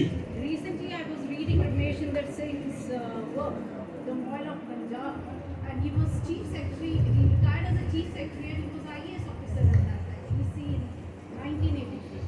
And after retirement he wrote the entire thing. Even he talked about army mutiny. ਜੀ ਜੀ ਜੀ। So memory can never be wiped out. It can be dormant. When the right time comes, it flares up. ਨਹੀਂ, ਇਹ ਤਾਂ ਸਾਡੀ ਖੁਸ਼ਕਿਸਮਤੀ ਹੈ ਜੀ। ਉਹਨਾਂ ਦਾ ਕੰਮ GBS ਸਿੱਧੂ ਨੇ ਕਿਤਾਬ ਲਿਖੀ ਸੀ 2 ਸਾਲ ਪਹਿਲਾਂ, ਉਹ ਵੀ ਬੜੀ ਕੀਮਤੀ ਹੈ ਕਿਉਂਕਿ ਉਹ ਰॉ ਦੇ ਅਫਸਰ ਸਨ ਤੇ ਉਹਨਾਂ ਨੇ ਅੰਦਰ ਖਾਤੇ ਵੀ ਗੱਲਾਂ ਦੱਸੀਆਂ ਨੇ ਕਿ ਕਿਸ ਤਰ੍ਹਾਂ ਖਾਲਿਸਤਾਨ ਮੂਵਮੈਂਟ ਨੂੰ ਬਣਾਇਆ ਗਿਆ ਸੀ ਤੇ ਮਿਸਯੂਜ਼ ਕੀਤਾ ਗਿਆ ਸੀ ਸਰਕਾਰ ਵੱਲੋਂ ਆਪਣੀ ਪੋਲੀਟੀਕਲ ਏਮਸ ਵਾਸਤੇ। ਸੋ ਤੁਹਾਡੀ ਗੱਲ ਬਿਲਕੁਲ ਠੀਕ ਹੈ, ਅਸਲੀਅਤ ਨਿਕਲਦੀ ਹੈ ਤੇ ਉਹ ਨਿਕਲਦੀ ਇਸ ਕਰਕੇ ਹੈ ਕਿਉਂਕਿ ਕੋਈ ਉਪਰਾਲਾ ਕਰਦਾ ਹੈ। ਹੁਣ ਰਮੇਸ਼ ਇੰਦਰ ਸਿੰਘ ਜੀ ਨੇ ਵੀ ਕੀਤਾ। ਸੋ ਇੰਜ ਦੇ ਉਪਰਾਲੇ ਸਾਨੂੰ ਹੋਰ ਚਾਹੀਦੇ ਨੇ। And even many of the Bandi Sikhs, those who have come out of the jail, ji, ji. and they have also started writing and speaking about such sort of things. Ji ji, and we need that. We need So that. memories are revamping and recalibrating, and new pictures are coming in front of us. Secondly, sir, what I personally feel, we should not entirely depend upon foreign scholars, rather on local narrative. बिल्कुल ठीक गल है। There are many local writers who are not big names, but they have done commendable jobs. They have done allegorical works. They are, at the surface level, you are not able to understand, but they have deep hidden structures which we need to decide. ਤੇ ਕਿਉਂਕਿ ਤੁਸੀਂ mic ਤੇ ਨਹੀਂ ਹੈਗੇ, I'll reiterate this for the audience ਕਿਉਂਕਿ ਬੜੀ ਜ਼ਰੂਰੀ ਗੱਲ ਹੈ ਕਿ ਸਾਨੂੰ ਸਿਰਫ ਵੈਸਟਰਨ ਸਕਾਲਰਸ ਤੇ ਵੈਸਟਰਨ ਟ੍ਰੇਨਡ ਸਕਾਲਰਸ ਦੇ ਪਿੱਛੇ ਨਹੀਂ ਭੱਜਣਾ ਚਾਹੀਦਾ।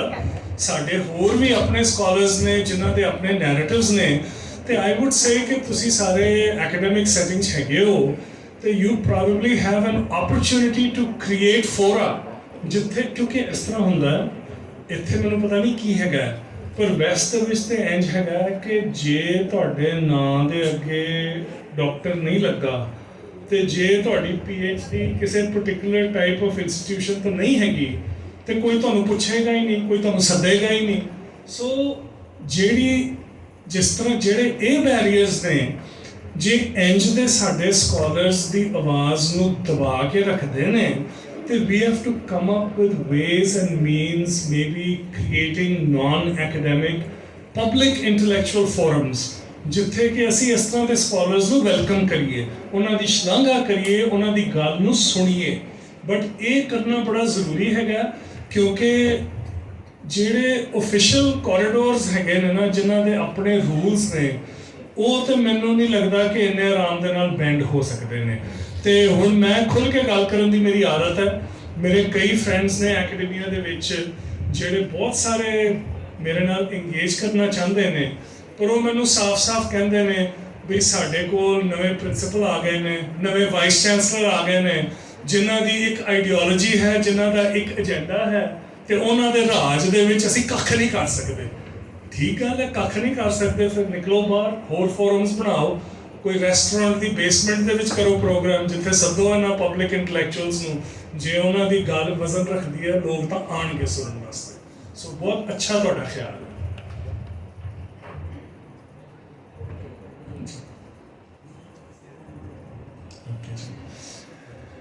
ਇੱਕ ਜੀ ਮੈਨੂੰ ਰਿਕੁਐਸਟ ਆਈ ਹੈ ਕਿ ਮੈਂ ਸ਼ਾਹ ਹੁਸੈਨ ਦੇ ਬਾਰੇ ਥੋੜਾ ਜਿਹਾ ਦੱਸਾਂ। ਸੋ ਪੰਜਾਬੀ ਪੋਇਟਰੀ ਦੇ ਵਿੱਚ ਕਈ ਮਹਾਨ ਫਿਗਰਸ ਹੋਏ ਨੇ। ਮੈਂ ਕ੍ਰੋਨੋਲੋਜਿਕਲੀ ਗੱਲ ਕਰਦਾ ਹਾਂ ਤੇ ਫਿਰ ਜਿੱਥੇ ਮੇਰੀ ਐਕਸਪਰਟੀਜ਼ ਖਤਮ ਹੋ ਜਾਂਦੀ ਹੈ ਉੱਥੇ ਮੈਂ ਚੁੱਪ ਹੋ ਜਾਵਾਂਗਾ ਕਿਉਂਕਿ ਇਹ ਮੇਰਾ ਵਿਸ਼ਾ ਨਹੀਂ ਹੈਗਾ ਵੈਸੇ। ਸੋ Sheikh Farid is probably one of the first highly respected names in Punjabi poetry. ਉਹਨਾਂ ਤੋਂ ਬਾਅਦ ਆਏ ਨੇ ਗੁਰੂ ਸਾਹਿਬਾਨ। ਗੁਰੂ ਅਰਜਨ ਸਾਹਿਬ ਦੇ ਸਮਕਾਲੀ ਸਨ ਸ਼ਾਹ ਹੁਸੈਨ, ਜਿਨ੍ਹਾਂ ਨੂੰ ਬਹੁਤ ਸਾਰਾ ਕ੍ਰੈਡਿਟ ਦਿੱਤਾ ਜਾਂਦਾ ਹੈਗਾ ਕਾਫੀ ਫਾਰਮ ਆਫ ਪੋਇਟਰੀ ਨੂੰ ਪੋਪੂਲਰਾਈਜ਼ ਕਰਨ ਦਾ। ਸ਼ਾਹ ਹੁਸੈਨ ਦੀ ਬੜੀ ਇੰਟਰਸਟਿੰਗ ਪਰਸਨੈਲਿਟੀ ਸੀ। ਉਹ ਇੱਕ ਸੋ ਕਾਲਡ ਨੀਚੀ ਜਾਤ ਤੋਂ ਸਨ। ਉਹਨਾਂ ਦਾ ਪਰਿਵਾਰ ਜੁਲਾਹਿਆਂ ਦੀ ਜਾਤ ਚੋਂ ਸਨ। ਰੀਸੈਂਟ ਕਨਵਰਟ ਸੀ ਉਹਨਾਂ ਦਾ ਪਰਿਵਾਰ ਇਸਲਾਮ ਨੂੰ। ਪਹਿਲਾਂ ਉਹਨਾਂ ਦੇ ਜਿਹੜੇ ਪੂਰਵਜ ਸਨ ਉਹ ਹਿੰਦੂ ਹੁੰਦੇ ਸਨ। ਛੋਟੀ ਉਮਰ ਤੇ ਸ਼ਾਹ ਹੁਸੈਨ ਨੂੰ ਭੇਜਿਆ ਗਿਆ ਕੁਰਾਨ ਮੂੰਹ ਜ਼ਬਾਨੀ ਯਾਦ ਕਰਨ ਵਾਸਤੇ ਤੇ 7-8 ਸਾਲ ਦੀ ਉਮਰ ਤੇ ਉਹ ਹਾਫਿਜ਼ ਹੋ ਗਏ। ਉਹ ਕੁਰਾਨ ਸ਼ਰੀਫ ਮੈਮਰੀ ਤੋਂ ਬੋਲ ਸਕਦੇ ਸਨ। ਥੋੜੇ ਵੱਡੇ ਹੋਏ ਤੇ ਉਹਨਾਂ ਨੇ ਦਾਤਾ ਦਰਬਾਰ ਲਾਹੌਰ ਦੇ ਵਿੱਚ ਜਾ ਕੇ ਸੇਵਾ ਕਰਨੀ ਸ਼ੁਰੂ ਕੀਤੀ ਤੇ ਉਹਨਾਂ ਨੂੰ ਉਹਨਾਂ ਦੇ ਪਹਿਲੇ ਮੁਰਸ਼ਿਦ ਮਿਲੇ ਸ਼ੇਖ ਬਹਿਲੋਲ, ਜਿਹੜੇ ਕਿ ਕਾਦਰੀ ਸਿਲਸਿਲੇ ਦੇ ਸੂਫੀ ਮੁਰਸ਼ਿਦ ਸਨ। ਸੋ ਉਹਨਾਂ ਦੀ ਗਾਈਡੈਂਸ ਅੰਦਰ ਰਹਿੰਦਿਆਂ ਉਹਨਾਂ ਨੇ ਦਾਤਾ ਦਰਬਾਰ, ਗੰਜ ਬਖਸ਼ ਦਰਬਾਰ ਦੇ ਵਿੱਚ ਜਾ ਕੇ ਸੇਵਾ ਕਰਨੀ ਸ਼ੁਰੂ ਕੀਤੀ। ਫਿਰ ਨੀਅਤ ਉਹਨਾਂ ਦੀ ਇਹ ਸੀ ਕਿ ਉਹ ਵੱਡੇ ਇਸਲਾਮਿਕ ਸਕਾਲਰ ਬਣਨ। ਉਹਨਾਂ ਦਾ ਦਿਮਾਗ ਤੇ ਉਹਨਾਂ ਦੇ ਇੰਟਰਸਟ ਵੀ ਉਸ ਪਾਸੇ ਅਲਾਈਨਡ ਸਨ। ਸੋ ਉਹਨਾਂ ਨੇ 25 ਸਾਲ ਤੋਂ ਜ਼ਿਆਦਾ ਮੌਲਾਨਾ ਸੈਯਦੁੱਲਾ ਦੀ ਇੱਕ ਦਾ ਮਦਰਸਾ, ਇੱਕ ਸੈਮੀਨਰੀ ਹੁੰਦੀ ਸੀ ਲਾਹੌਰ ਦੇ ਵਿੱਚ, ਜਿੱਥੋਂ ਉੱਚ ਕੋਟੀ ਦੇ ਸਕਾਲਰ ਤਿਆਰ ਹੁੰਦੇ ਸਨ।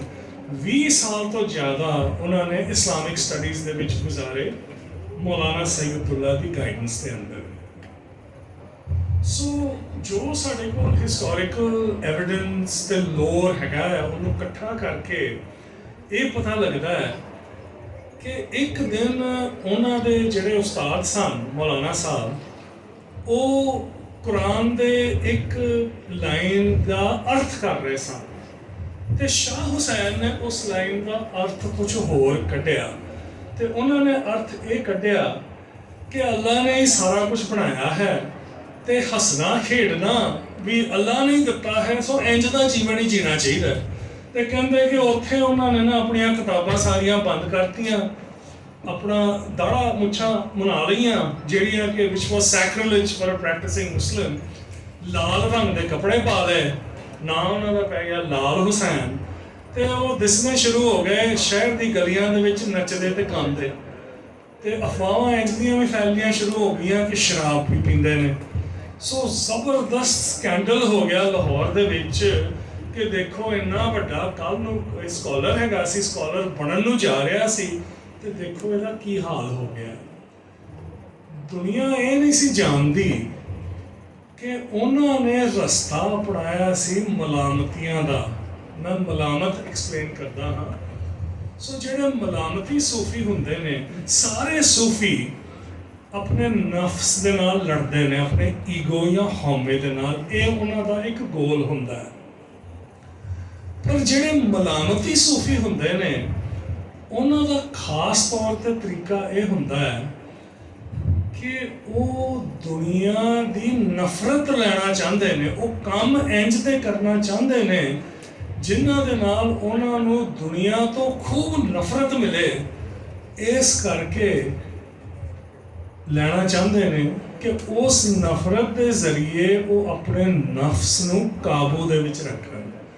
ਸੋ ਆਹ ਸ਼ਖਸੀਅਤ ਸੀ ਸ਼ਾਹ ਹੁਸੈਨ ਦੀ।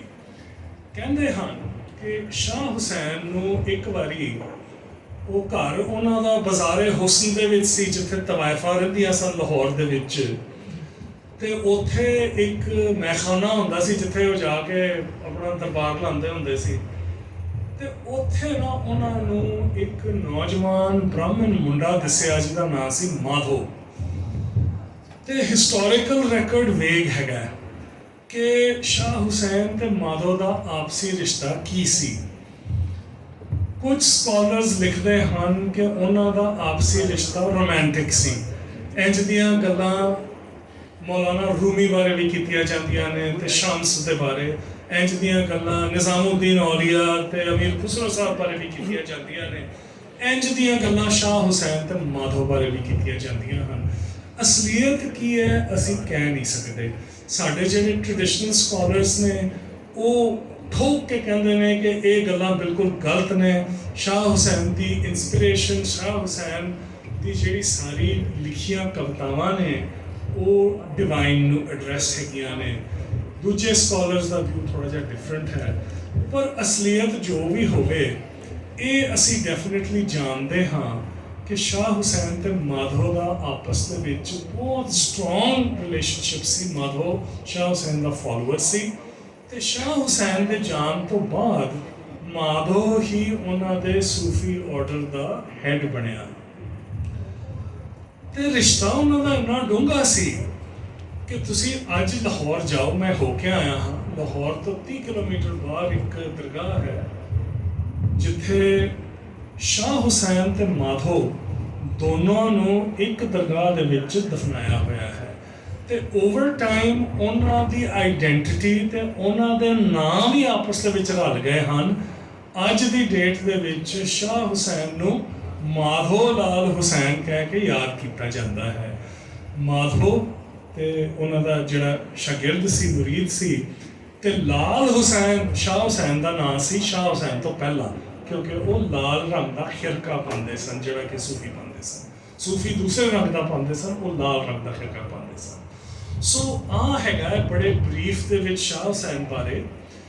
ਮੇਰੀ ਕਿਤਾਬ ਦੇ ਵਿੱਚ ਸ਼ਾਹ ਹੁਸੈਨ ਦੀ ਬਹੁਤ ਸਾਰੀਆਂ ਕਾਫੀਆਂ ਟ੍ਰਾਂਸਲੇਸ਼ਨ ਦੇ ਵਿੱਚ ਹੈਗੀਆਂ ਨੇ। ਮੈਨੂੰ ਕਾਫੀ ਐਕਸਪੀਰੀਅੰਸ ਹੈ ਦੂਸਰੀ ਬੋਲੀਆਂ ਤੋਂ ਅੰਗਰੇਜ਼ੀ ਦੇ ਵਿੱਚ ਕਵਿਤਾ ਦਾ ਤਰਜਮਾ ਕਰਨ ਦਾ।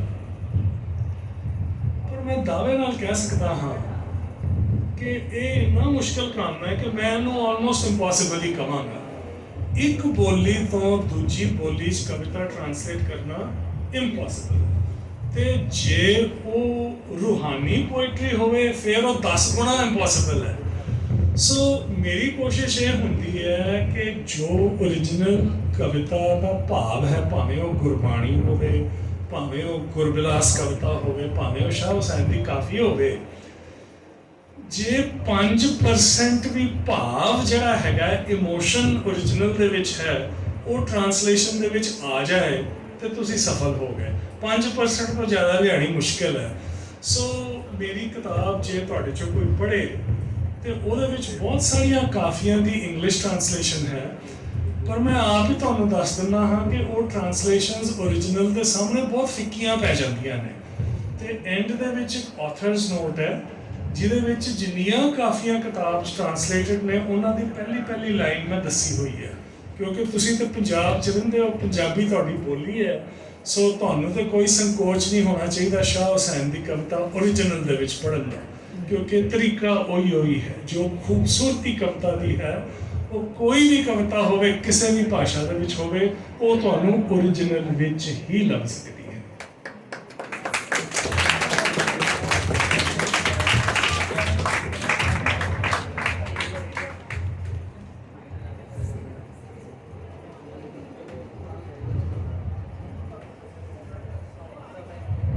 प्लीज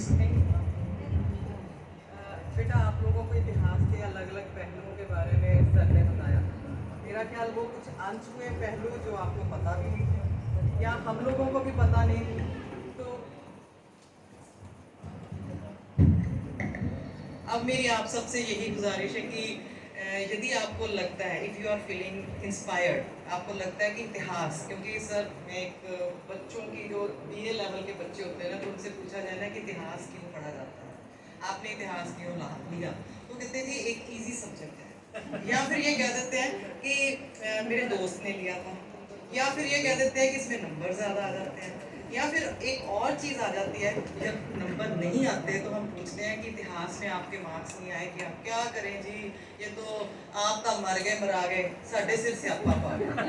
सो ये जो बातें हम लोग सुनते हैं या ये बातें जो हम करते हैं, उससे ऊपर उठ के मेरा ख्याल आज सर ने आपको जो कुछ भी बताया उससे आपको बहुत ज़्यादा मोटिवेशन मिली होगी कि इतिहास मैं सर, एक हमारा MA में पेपर है, हिस्ट्री का रिलेशन है दूसरे डिसिप्लिन के साथ, मेरे बच्चे बैठे हैं यहाँ पे, लेकिन इनको ये समझाने के लिए हमें बहुत कुछ समझाना पड़ता है कि इसमें मेमोरी भी है, इसमें कल्पना भी है, इसमें आपको ओरल जो वैदिक पीरियड हम पढ़ते हैं उसमें से भी बहुत कुछ लिया जाता है, लेकिन वो हमारे पास रिटन फॉर्म में नहीं है। पर हमने इंडस वैली सिविलाइजेशन का इतिहास भी लिखा because we are having the auxiliary sciences, so we have to depend upon those sciences. और सर ने यही सबसे बड़ी बात हमें समझाई है कि इतिहास कभी भी चुकता नहीं, क्योंकि it is based on reality, it is based on truth, और विश्वास और ट्रूथ ने कभी ना कभी अपना रास्ता बना के बाहर निकलना ही निकलना है। उसके लिए कोई कोशिश करे या ना करे, इट इज़ डेस्टिन्ड की कोशिश होगी और वो इतिहास अपना रास्ता बनाएगा ही बनाएगा। तो इस वजह से आपको यदि लगता है कि इतने बड़े फेज में से सर ने आपको कुछ पूछा है या आपको कुछ समझाया है या आपको मोटिवेशन मिली है, तो उनमें से कुछ भी क्वेश्चन आप पूछ सकते हो, क्योंकि ये मौके बार बार नहीं आएंगे। जनरली हम कहते हैं सलामत रहे, ये मौके बार बार आएंगे, लेकिन ऐसे मौके बार बार नहीं आते हैं। ये मैं बात बता रही हूँ, जैसे हिस्ट्री रिपीट्स इटसेल्फ, हाँ रिपीट्स इटसेल्फ, लेकिन इन डिफरेंट कॉन्टेक्स्ट। इसी तरह मौके तो आएंगे, शायद ये वाले वक्ता हमको सुनने को दोबारा ना मिले, रूबरू ना हो पाए। तो इस वजह से मैं ये कहूँगी कि आप अभी भी कुछ पूछ के अपने आप को एनलाइटन कर सकते। कम ऑन बच्चों, कुछ पूछना चाहते हो आप? मोटिवेशन आपको मनमीत मैम ने दे दिया है, सबसे पहले गुरु ने पूछ लिया है, तो आप भी कुछ उनके साथ। यस मंगल, यस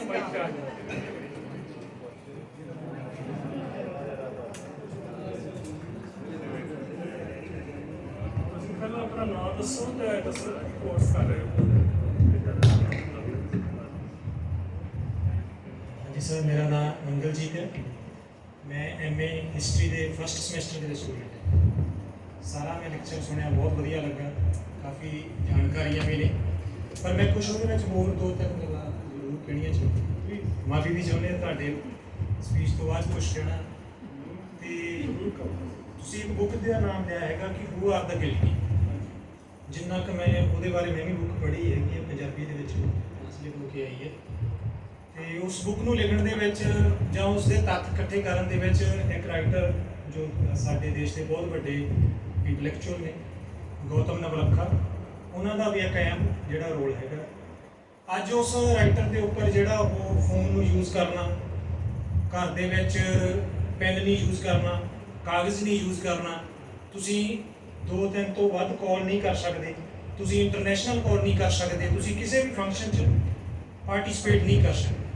ਉਸ 'ਤੇ ਜਿਹੜੀਆਂ ਪਾਬੰਦੀਆਂ ਸਾਡੇ ਦੇਸ਼ ਦੇ ਸਿਸਟਮ ਦੇ ਵਿੱਚ। ਜੋ ਇੱਕ ਬਹੁਤ ਵੱਡੀ ਤਰਾਸਦੀ ਹੈ ਜਿਨ੍ਹਾਂ ਨੇ 84 ਸਿੱਖ ਕਤਲੇਆਮ ਦੇ ਉੱਪਰ ਇੰਨੀ ਚੀਜ਼ ਲਿਖੀ ਹੈਗੀ ਹੈ, ਉਸ ਸਮੇਂ ਦੇ ਵਿੱਚ ਉਹੋ ਜਿਹੇ ਰਾਈਟਰ ਦੇ ਉੱਪਰ ਇਸ ਤਰ੍ਹਾਂ ਦੀ ਲੱਗਣੀ, ਉਹ ਸਾਡੇ ਪੰਜਾਬੀਆਂ ਲਈ ਇੱਕ ਵੱਡਾ ਸਵਾਲ ਹੈ ਕਿ ਸਾਨੂੰ ਉਸਦੇ ਹੱਕ 'ਚ ਬੋਲਣਾ ਚਾਹੀਦਾ। ਦੂਸਰੀ ਗੱਲ ਕਿ ਜੋ ਮੈਂ ਸਮਝਦਾ ਕਿ 84 ਸਿੱਖ ਕਤਲੇਆਮ ਦਾ ਜੇ ਇਨਸਾਫ ਹੁੰਦਾ ਤਾਂ ਸ਼ਾਇਦ ਗੁਜਰਾਤ ਕਤਲੇਆਮ ਨਾ।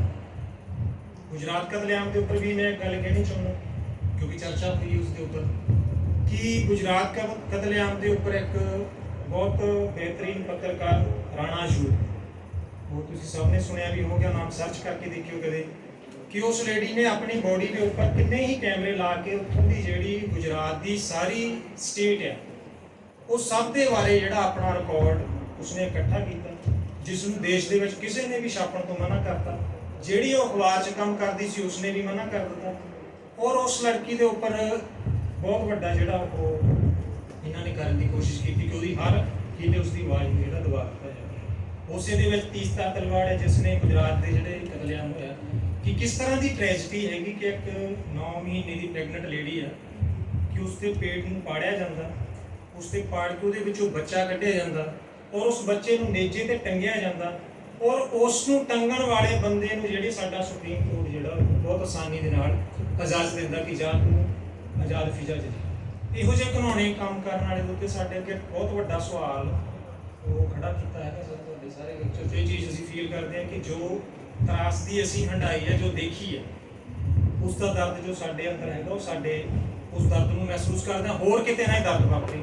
ਉਹਦੇ ਲਈ ਸਾਨੂੰ ਸਭ ਨੂੰ ਜਿਹੜਾ ਐਜ਼ ਏ ਹਿਸਟਰੀ ਦੇ student, as a political science ਹੈ ਤੇ ਪੋਲੀਟੀਕਲ ਸਾਇੰਸ ਦੇ ਸਟੂਡੈਂਟ ਹੁੰਦੇ, ਪੋਲਿਟਿਕਸ ਕੀ ਹੈ ਉਹਦੇ ਉੱਪਰ, ਜੇਕਰ ਅਸੀਂ ਪੰਜਾਬੀ ਦੇ ਵਿਦਿਆਰਥੀ ਹਾਂ ਕਿ ਸਾਹਿਤ ਦੇ ਵਿੱਚ ਕੀ ਬਦਲਾਅ ਆ ਗਿਆ, ਜਾਂ ਹਿਸਟਰੀ ਨੂੰ ਸਾਰਾ ਹੀ ਰੀਰਾਈਟ, ਜਿਵੇਂ ਤੁਸੀਂ ਕਿਹਾ ਕਿ ਰੀਰਾਈਟ ਲਿਖੀ ਜਾ ਰਹੀ ਹਿਸਟਰੀ, ਉਸ ਦੇ ਵਿੱਚ ਉਹ ਬੰਦੇ ਰਿਟਨ ਤੇ ਲਾ ਦਿੱਤੇ ਨੇ। ਸੁਦਰਸ਼ਨ ਰਾਓ ਜਿਸ ਨੇ ਇੱਕ ਵੀ ਕਿਤਾਬ ਹਿਸਟਰੀ ਦੇ ਉੱਪਰ ਨਹੀਂ ਲਿਖੀ, ਦੀਨਾਨਾਥ ਬੱਤਰਾ ਜਿਸ ਨੇ ਇੱਕ ਵੀ ਕਿਤਾਬ ਹਿਸਟਰੀ ਤੇ ਨਹੀਂ ਲਿਖੀ, ਉਹ ਬੰਦੇ ਸਾਡੇ ਦੇਸ਼ ਦੀ ਹਿਸਟਰੀ ਨੂੰ ਦੁਬਾਰਾ ਲਿਖਣਗੇ, ਔਰ ਉਹਦੇ ਵਿੱਚ ਸਿੱਖ ਕਤਲੇਆਮ ਨੂੰ ਕਿਵੇਂ ਲਿਖਣਗੇ ਜਾਂ ਗੁਜਰਾਤ ਕਤਲੇਆਮ ਨੂੰ ਕਿਵੇਂ ਲਿਖਣਗੇ, ਜੋ ਉਹਨਾਂ ਦੇ ਮੁਤਾਬਕ ਜਾਂ ਉਹਨਾਂ ਦੀ ਸਟੇਟ ਮੁਤਾਬਕ ਉਹਨਾਂ ਦੇ ਫੇਵਰ 'ਚ ਹੋਏਗਾ ਉਸ ਨੂੰ ਲਿਖਣਗੇ। ਤੁਹਾਡਾ ਸਰ ਬਹੁਤ ਬਹੁਤ ਧੰਨਵਾਦ। ਇੱਕ ਗੱਲ ਮੈਂ ਆਰਮੀ ਉੱਪਰ ਕਈ ਸਰ ਨੇ, ਮੈਂ ਉਹਦੇ ਉੱਤੇ ਵੀ ਕਮੈਂਟ ਕਰਨੀ ਚਾਹਾਂਗਾ ਕਿ ਆਰਮੀ ਕਰਪਸ਼ਨ ਤੋਂ ਰਹਿਤ ਹੈਗੀ, ਬਿਲਕੁਲ ਇਹ ਗੱਲ ਨਹੀਂ ਹੈ। ਬਹੁਤ ਸਾਰੇ ਹਮਲੇ ਕਸ਼ਮੀਰ ਦੇ ਵਿੱਚ ਇਸ ਕਰਕੇ ਕਰਾਏ ਜਾਂਦੇ ਨੇ ਕਿ ਉੱਥੋਂ ਜਿਹੜੀ ਗੋਲੀਆਂ ਦੀ ਔਰ ਪਿਸਟਲ ਦੀ ਸਮਗਲਿੰਗ ਕਰਨੀ ਹੁੰਦੀ। ਪੁੰਛ ਦੇ ਵਿੱਚ ਬਹੁਤ ਸਾਰੀਆਂ ਰਿਪੋਰਟਸ ਨੇ ਉਹਦੇ ਉੱਪਰ, ਪੁੰਛ ਦੇ ਵਿੱਚ ਇਹੋ ਜਿਹੇ ਹਮਲੇ ਹੋਏ ਨੇ ਜਿਹਦੇ ਵਿੱਚ ਕਿ ਵੱਡੇ ਪੱਧਰ ਤੇ ਫੌਜ ਨੇ ਜਿਹੜੀਆਂ ਗੋਲੀਆਂ ਔਰ ਪਿਸਟਲ ਦੀ ਸਮਗਲਿੰਗ ਕੀਤੀ, ਔਰ ਬਹੁਤ ਸਾਰੀਆਂ ਉਹਨਾਂ ਦੀਆਂ ਰਿਕਾਰਡਿੰਗ ਨੇ ਜਿਹੜੀਆਂ ਇਜ਼ਰਾਈਲ ਨਾਲ ਜੁੜਦੀਆਂ ਨੇ, ਔਰ ਇਜ਼ਰਾਈਲ ਕਿਸ ਤਰ੍ਹਾਂ ਉਹਨਾਂ ਨੂੰ ਕਹਿ ਰਿਹਾ ਕਿ ਕਿਵੇਂ ਤੁਸੀਂ ਹਮਲਾ ਕਰਨਾ। ਉਹਦੇ ਵਿੱਚੋਂ ਮਾਲੇਗਾਉਂ ਧਮਾਕਾ ਹੈ, ਜਦੋਂ ਉਹਨਾਂ ਨੇ ਕਿਹਾ ਕਿ ਤੁਸੀਂ ਕੁਛ ਕਰ ਹੀ ਨਹੀਂ ਰਹੇ, ਤਾਂ ਉਹਨਾਂ ਦੀਆਂ ਰਿਕਾਰਡਿੰਗਸ ਨੇ ਔਰ ਰਿਟਨ ਛਪ ਚੁੱਕੀਆਂ ਨੇ ਉਹ, ਕਿ ਕਿਸ ਤਰ੍ਹਾਂ ਤੁਸੀਂ ਆਪਣੇ ਉੱਪਰਲੇ ਅਫਸਰ ਲਾ ਕੇ ਕਿਵੇਂ ਸਾਰੀਆਂ ਚੀਜ਼ਾਂ ਦੀ ਕਰਨੀ। ਉਹ ਬਹੁਤ ਵੱਡੀ ਤਰਾਸਦੀ ਹੈਗੀ ਹੈ। ਮੈਂ ਇੱਕ ਗੱਲ ਹੋਰ ਸਾਂਝੀ ਕਰਕੇ ਆਪਣੀ ਜਗ੍ਹਾ ਲੈ ਲੈਣੀ ਹੈ ਕਿ ਜਿਵੇਂ IAS ਆਫੀਸਰ ਦਾ ਜ਼ਿਕਰ ਹੋਇਆ, ਉਸੇ ਤਰ੍ਹਾਂ ਇੱਕ ਵਰਸ਼ਾ ਡੋਗਰੇ ਨਾਂ ਦੀ ਇੱਕ ਜੇਲ੍ਹ ਦੇ ਵਿੱਚ ਬਹੁਤ ਵੱਡੀ ਜਿਹੜੀ ਅਫਸਰ ਸੀਗੀ, ਜਦੋਂ ਆਦੀਵਾਸੀ ਕੁੜੀਆਂ ਨੂੰ ਲਿਆ ਕੇ ਉੱਥੇ 16-17 ਸਾਲਾਂ ਦੀਆਂ ਕੁੜੀਆਂ ਨੂੰ ਪੂਰੀ ਤਰ੍ਹਾਂ ਬੋਡੀ ਉਹਨਾਂ ਨੇ ਨੰਗਿਆ ਕਰਕੇ ਉਹਨਾਂ ਦੀ ਬ੍ਰੈਸਟ ਨੂੰ ਜਿਹੜਾ ਕਰੰਟ ਲਗਾਇਆ ਜਾ ਰਿਹਾ ਸੀ, ਉਸ ਲੜਕੀ ਨੇ ਪਹਿਲੀ ਵਾਰ ਪੋਸਟ ਜਿਹੜੀ ਫੇਸਬੁੱਕ ਤੇ ਪਾਈ ਕਿ ਇਹ ਬਹੁਤ ਪੇਨਫੁਲ ਹੈ। ਉਸ ਨੂੰ ਇਸ ਕਰਕੇ ਸਸਪੈਂਡ ਕਰਤਾ ਕਿ ਤੂੰ ਅੰਦਰਲੀ ਗੱਲ ਬਾਹਰ ਕਿਉਂ ਲੈ ਕੇ ਆਉਂਦਾ। ਮਤਲਬ ਇਹੋ ਜਿਹੇ ਬਹੁਤ ਸਾਰੇ ਲੋਕ ਨੇ ਜੋ ਆਵਾਜ਼ ਉਠਾ ਰਹੇ ਨੇ। ਸਾਨੂੰ ਜਿਵੇਂ ਸਰ ਨੇ ਕਿਹਾ ਬਹੁਤ ਸਾਰੀਆਂ ਬੁੱਕਸ ਦੇ ਨਾਮ ਲਏ ਨੇ, ਸਾਨੂੰ ਉਹਨਾਂ ਨੂੰ ਪੜ੍ਹਨਾ ਵੀ ਚਾਹੀਦਾ ਔਰ ਚਰਚਾ ਵੀ ਕਰਨੀ ਚਾਹੀਦੀ। ਉਹੀ ਚਰਚਾ ਅੱਗੇ ਲੈ ਕੇ ਜਾਣੀ ਚਾਹੀਦੀ ਜਿਹੜੀ ਤੱਥਾਂ ਵਾਲੀ ਹੈ ਔਰ ਜਿਹਦੇ ਉੱਤੇ ਫੈਕਟਸ ਨੇ। ਹਿਸਟਰੀ ਹਮੇਸ਼ਾ ਫੈਕਟਸ ਤੇ ਡਿਪੈਂਡ ਕਰਦੀ, ਘਟਨਾਵਾਂ ਤੇ ਡਿਪੈਂਡ ਕਰਦੀ, ਜਿਹਦੇ ਰੀਅਲ ਫੈਕਟਸ ਹੁੰਦੇ ਨੇ, ਜਿਹੜੀਆਂ ਚੀਜ਼ਾਂ ਉਹਨਾਂ ਨੂੰ ਆਲੇ ਦੁਆਲੇ ਦੱਸਦੀਆਂ ਨੇ ਕਿ ਇਹ ਘਟਨਾ ਇਸੇ ਤਰ੍ਹਾਂ ਵਾਪਰੀ ਹੋਏਗੀ, ਉਸੇ ਤਰ੍ਹਾਂ ਉਹ ਲਿਖੀ ਜਾਂਦੀ ਹੈ। ਇਸ ਕਰਕੇ ਬਹੁਤ ਬਹੁਤ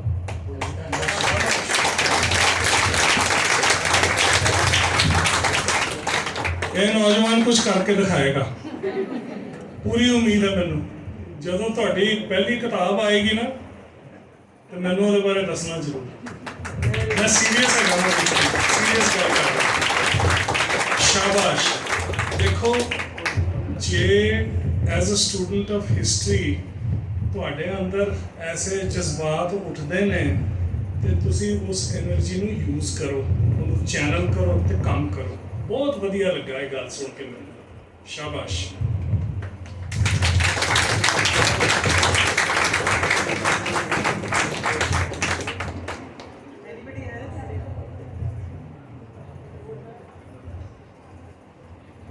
कि जी मैं फिर इजाज़त लेना वा। It was really a pleasure and an honor to be here today.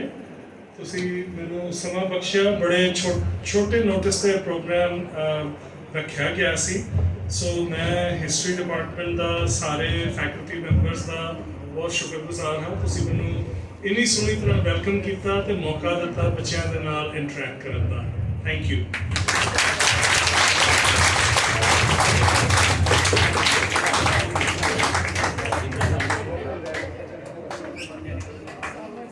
Thank you sir. ਵਿਭਾਗ ਦੇ ਮੁਖੀ ਡਾਕਟਰ ਸੁਮਨ ਚੋਪੜਾ, ਉਹਨਾਂ ਨੂੰ ਇਨਵਾਈਟ ਕਰਦੀ ਹਾਂ ਕਿ ਉਹ ਆਏ ਸਾਰੇ ਮਹਿਮਾਨਾਂ ਦਾ ਧੰਨਵਾਦ।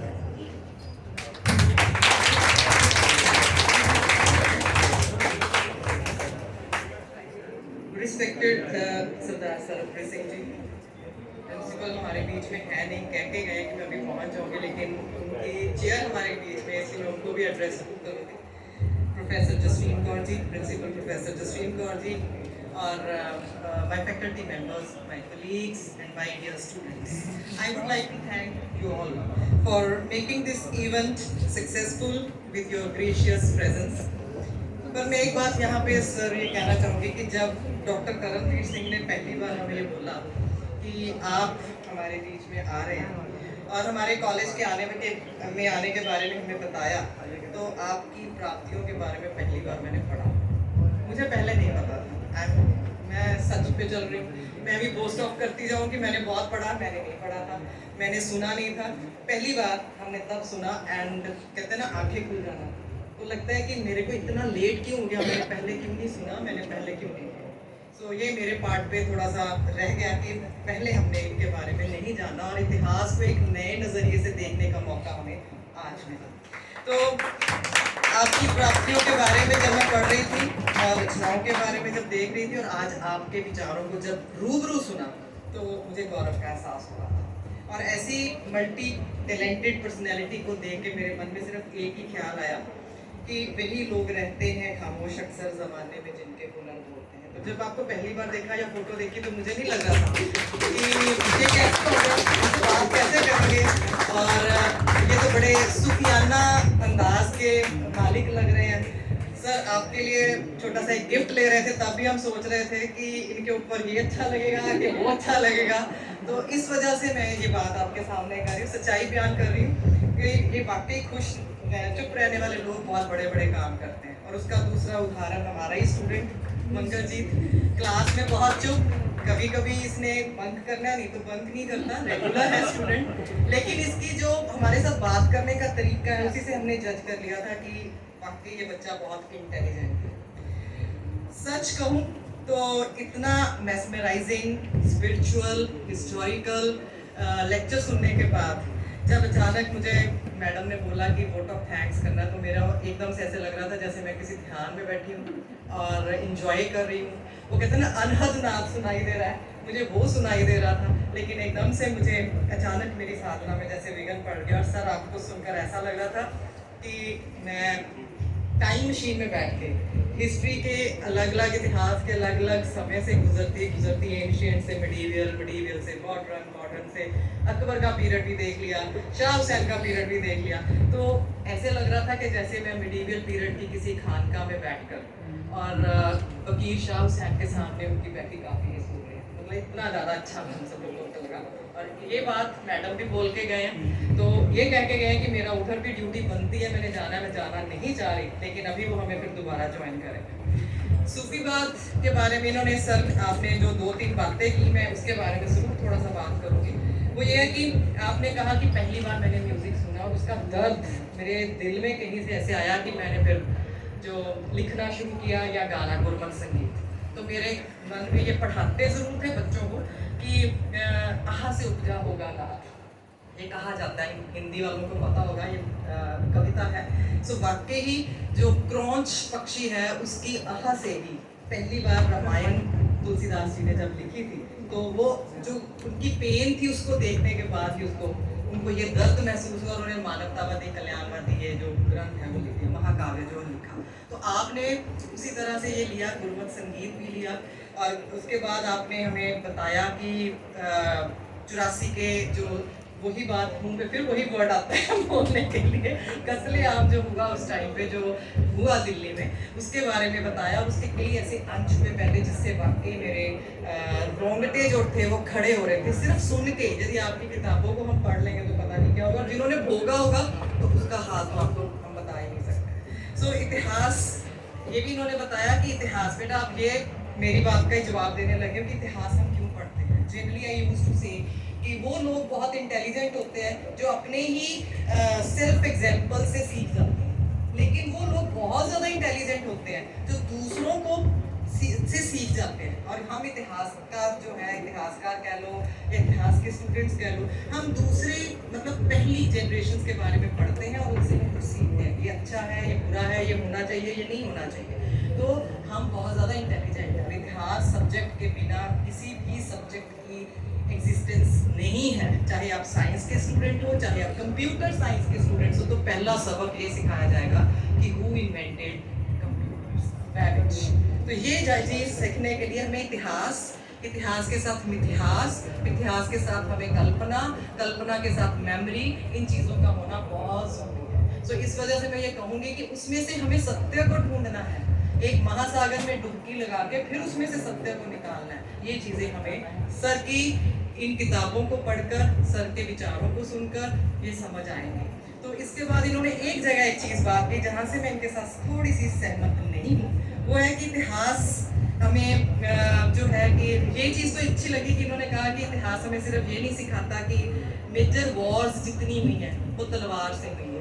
मेजर वॉर्स किससे हुई हैं? हमारे विचारों से हुई हैं। मेजर किससे हुई हैं? हमारी कलम से हुई हैं। सो ये हम टाइम पीरियड को चेंज कर सकते हैं, उसे हम विचारों को चेंज कर सकते हैं, उसको मूवमेंट को चेंज कर सकते हैं। हाँ, ये पावर है हमारे पास। लेकिन फिर इसके बाद ये इन्होंने एक बात कही कि हिस्ट्री नू रुखा सब्जेक्ट किया जाता है। So I don't believe history is a रुखा सब्जेक्ट। क्यों? क्योंकि history deals with human beings, history deals with the, it is a story of mankind. ये किसकी स्टोरी है? मनुष्य की। तो मनुष्य तो रुखा है ही नहीं सर, वो तो भावनाओं से भरा हुआ है, उसमें इमोशंस भी हैं, सब कुछ है। तो ये रुखा सब्जेक्ट हो ही नहीं सकता।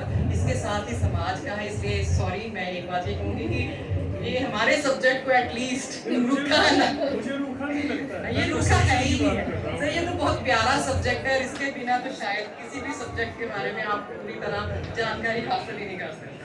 और इसके बाद इन्होंने हमें शाम सैन के बारे में भी बताया, तो मैं उसके बारे में भी ये कहूँगी कि सूफी कलाम जो है या सूफीवाद जो है और भक्तिवाद जो उस टाइम का, उन दोनों ने हमें क्या सिखाया कि अपने इष्ट, अपने देवता, अपने महबूब के साथ ऐसा प्रेम करना कि वहाँ पे ना खुद को पता चले अपना और ना पता चले कि जो डिफरेंस है बिटवीन द्वैतवाद की भावना, मैं बच्चों को करा रही हूँ आजकल अतिज़म कि द्वैतवाद की भावना खत्म हो गई कि जीव और परमात्मा अलग है, वो एक होगा। तो ये है सूफीवाद। तो उसमें इन्होंने, शाह हुसैन ने भी यही कहा है, मंदी हाँ के चंगी हाँ भी साहिब तेरी बंदी हाँ। और ऐसा प्रेम जिसमें डूबकर उसको सब जगह एक ही चीज़ दिखाई देता, अपना महबूब, अपना इश्क, जिसमें उसने कहा है रब्बा मेरे हाल का महरम तू, अंदर तू है बाहर तू, रोम रोम बिच तू है बाड़ा, सब कुछ मेरा तू, कहे हुसैन फकीरा निमाना, मैं ना ही सब कुछ। तो ऐसी फीलिंग हमें जब तक आती है तो तभी कहते हैं कि इतिहास क्या सिखाता है कि जो सुख है वो कहाँ था? पास्ट में। विज्ञान क्या सिखाता है? सुख का कहाँ होगा? फ्यूचर में। और धर्म क्या सिखाता है कि यदि आपके अंदर विश्वास है, प्रेम है, समर्पण की भावना है, तो हर पल जो है वो क्या है? वो सुख ही सुख। तो इनसे हमें, इनकी ये बुक पढ़ोगे तो मुझे पक्का विश्वास है कि आपको यही भावना इन्होंने सिखाने की कोशिश की होगी। और आज के मुख्य वक्ता ने हमें इतिहास के झरोखे से टाइम मशीन में बिठा के सभी चीज़ों में घुमा दिया, इसलिए मैं इनका बहुत बहुत शुक्रिया अदा करती हूँ।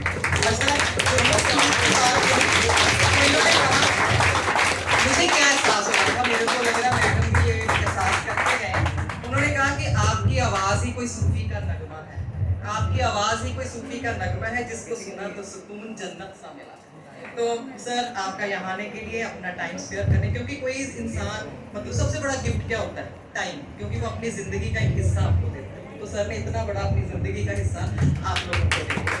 तो मैं इनका धन्यवाद करती हूँ।